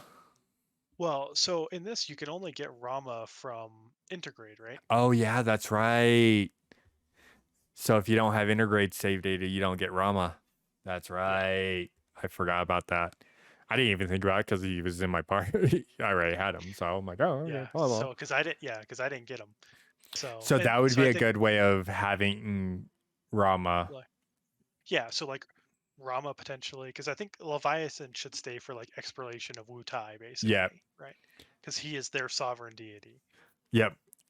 And I think we could still have, the regathering like we did, but I think the last bit of summons, because those 4 summons, actually I don't remember Typhoon very much. I know Hades was really good. Yeah. Of course, Neo Bahamut and Knights of the Round are amazing. Well, Bahamut Zero, yeah. Yeah. Like, like I love Hades too, because like one materia I'm missing, right? That I miss so much is we have warding for your armor, but we don't have the equivalent for your weapon. Yeah. Which was in the original, because in the original, both the armor and weapon were status effect blue. Yep. Because it would do the same thing for your armor, it would prevent it, but the weapon would give you the ability to inflict statuses. Same with Elemental, right? Elemental takes care of both. And so I hope they bring that back because, like, one of the things that was super cheap to do in the original is until you got a ribbon, you just put the status effect Hades in your armor, and you basically have an ad hoc ribbon. Yep. I love that. If you put it in your weapon, you're just like, every time I attack you, I inflict you with basically every status in the game. Unless you're immune to it. Unless you're immune to it. But, of course, obviously, Hades will be different because they have the summoning materia slot, which I'm perfectly okay with. But yeah, no, I hope we get that for weapons in the 3rd game. It'd be really nice to have that back. Is something I missed. Yeah. Because it was funny as hell back in the original with like if you do that with Hades on your weapon, you just hit somebody, they turn into a frog, they turn purple, they start spinning and stuff because like they have like 6 different statuses on them. And they're just like silenced and everything. They're just like and they have doom on them. You're like, you'll die eventually. Yeah, they're just like they're poisoned, they're confused, they're silenced, they're frogged, like doom. And they're berserked. Like okay. Yep. No, it's so funny. It is, but yeah, no, I think that's how they'll do summons. I don't know. We don't know. So. I hope so. I think I like that. I like that entire idea for the summons. You have to fight the weapons to get the summons, which makes sense to me. But Hmm. you know, Yeah. discourse people are going to go, well, that's stupid. That's fine. You don't have to agree with me Hmm. at all. We could have Chadley missions for the summons again. I'm okay with But that too, but yeah, and that's why I think is like some of it, right? I think like the Chadley one, maybe what you have to do is like for the Chadley thing is just like to get Knights of the Round, maybe you just have to defeat all of the the weapons, weapons, and the rest of them are just the normal find them. You know what I yeah, mean? do the Chadley things, Because it's kind of like regional stuff, Gilgamesh. yeah, Yeah, it feels like Gilgamesh again, right? Is yeah, like how I think basically Knights of the Round should be, is like another Gilgamesh. And you fought basically four bosses in that because you did three double summon fights, and then you fought Gilgamesh. It's and like, well, guess what? this You're time gonna you have fight to, four weapons yeah, this or time you four have to weapons. fight defeat all four weapons, and then you get the deal with the Knights of the Round, and it could be a fight too. I don't look forward Yeah. to that fight. Yeah, if anything, I hope they do the Knights of the Round fight like how they did in 14. That That would was be a very awesome. good way of doing the actual Knights of the Round. That would Where be it's like really you have nice. Arthur, and then it switches through the different units and stuff, and you gotta like do your little DPS checks for each of them before they do an attack that like may wipe you or whatever Or type do thing. You know massive what I mean? damage. Yeah. I Correct. would Yeah. I'd be okay with that Like too it if doesn't. that's Yeah. they do it that way. Like that's how I'd want the fight to be, because like I think Final Fantasy XIV's version of Knights of the Round that was just fantastic. That That's fight is perfect. amazing. So So no, I think again there's a lot to think about. We already know kind of the layout for the next game, but we don't know minus the start. And I'm serious. Like that's the only thing I think is going to stay true is travel to the North Cavern, then the escape from Junon. After that, how they go about everything, besides I think Wutai and Mikar, which I think are coexisting and have to go one after the other, primarily Wutai first, then Mikar. I think everything else is like how it approaches everything is going to be completely different than how the rest of the game played out. yeah, Again, they'll change. most I think they'll most of change it up a lot. Yeah. yeah, I most of Disc 2 and Disc 3 and DOG didn't have a lot to them. Like story wise had enough, but they weren't huge. Like most of the game was on the first disc. Yeah, exactly. Basically, like almost 2/3 of the game is the first disc. Yep. And then the last third is split between the last two discs. And really the last like 5% is on disc Disc three, 3. yeah, which is the Northern Cave again, the crater. Yep. Like Because the crater is basically all disc 3 is. That's all it is. Like yeah. When you go to when in the OG when you go to the Northern Cavern for the second time to do the ending, it goes, please switch to disc 3. You switch to disc 3 and that's it. yeah, You can leave, but yeah, all disc 3 is Northern Cavern. That's all it is. yeah, it's the crater. Yep. So Because disc 2 ends basically, yeah, when you go to there, because it's like at that point they killed Diamond Weapon, and then they fired. You had to wait a bit again for the cannon to fire for them to break the barrier on the Northern Crater. yep. That's all it is. And like, so it's not like they can finish everything off in the next game 100% without a doubt. Oh yeah. Um, Oh yeah. especially since now the only thing I will request is please let us get to, have fun and go and check out the City of Ancients. Yeah, that would be nice. Especially like the thing I want them to bring back, right, is like before the Forest of the Ancients, there's that like one dude that has the digging excavation site Yeah, that you get everyone's joke the weapons town from. of the town of Bones, or the Yeah, Bone Town. The only joke weapon you don't get from there is the nail with bat, the bat with yeah, nails. yeah, But everyone yeah, else's joke weapons there. I would yeah. like that to come back.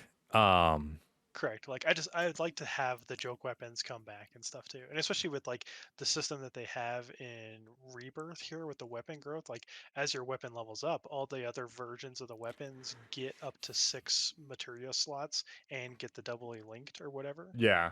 And so it'd be nice to do that because like the whole thing about the joke weapons, right, is like they had a lot of materia slots, but none of them were linked. Yeah, no, because even the bat with nails had like 6 or 5 materia slots or something. It had more than what you're supposed to have at that, but none of them were linked. Yeah. And Like they that was the also issue don't with the give whole. growth on materia. They usually were 0 growth. Same with the ultimate Yeah. weapons. Yeah. But yeah, I would like that. Again, I would like to be able to check out the City of the Ancients. It'd be really cool to actually explore it. But I feel like if we do get to, it's going to be something completely different, and it won't be with Cloud. Potentially, yeah. Yeah. One thing I do hope they bring back is they brought it in this it's morph, but like actually getting different stuff from morph, like in Oh the yeah. original. But like the other thing besides that is Cloud's ultimate weapon. If it doesn't change colors with the lower HP he gets, I'll be upset. And reduces the damage it does. Yep. All right, and that was, well, this is the end. This is the end. That was it for the discussion. Cut off the last little bit because we just kind of were ranting and seeing like we had been recording for like 5.5 hours. So hopefully you guys enjoyed, and hopefully I can get some more talk show stuff going, because I would like to go back to doing podcast style talks about games and everything again. But we'll see what happens in the future, because that's still a lot that I got to go through. But anyways, hopefully you guys enjoyed, and I will see y'all in the next video. Till then, take care.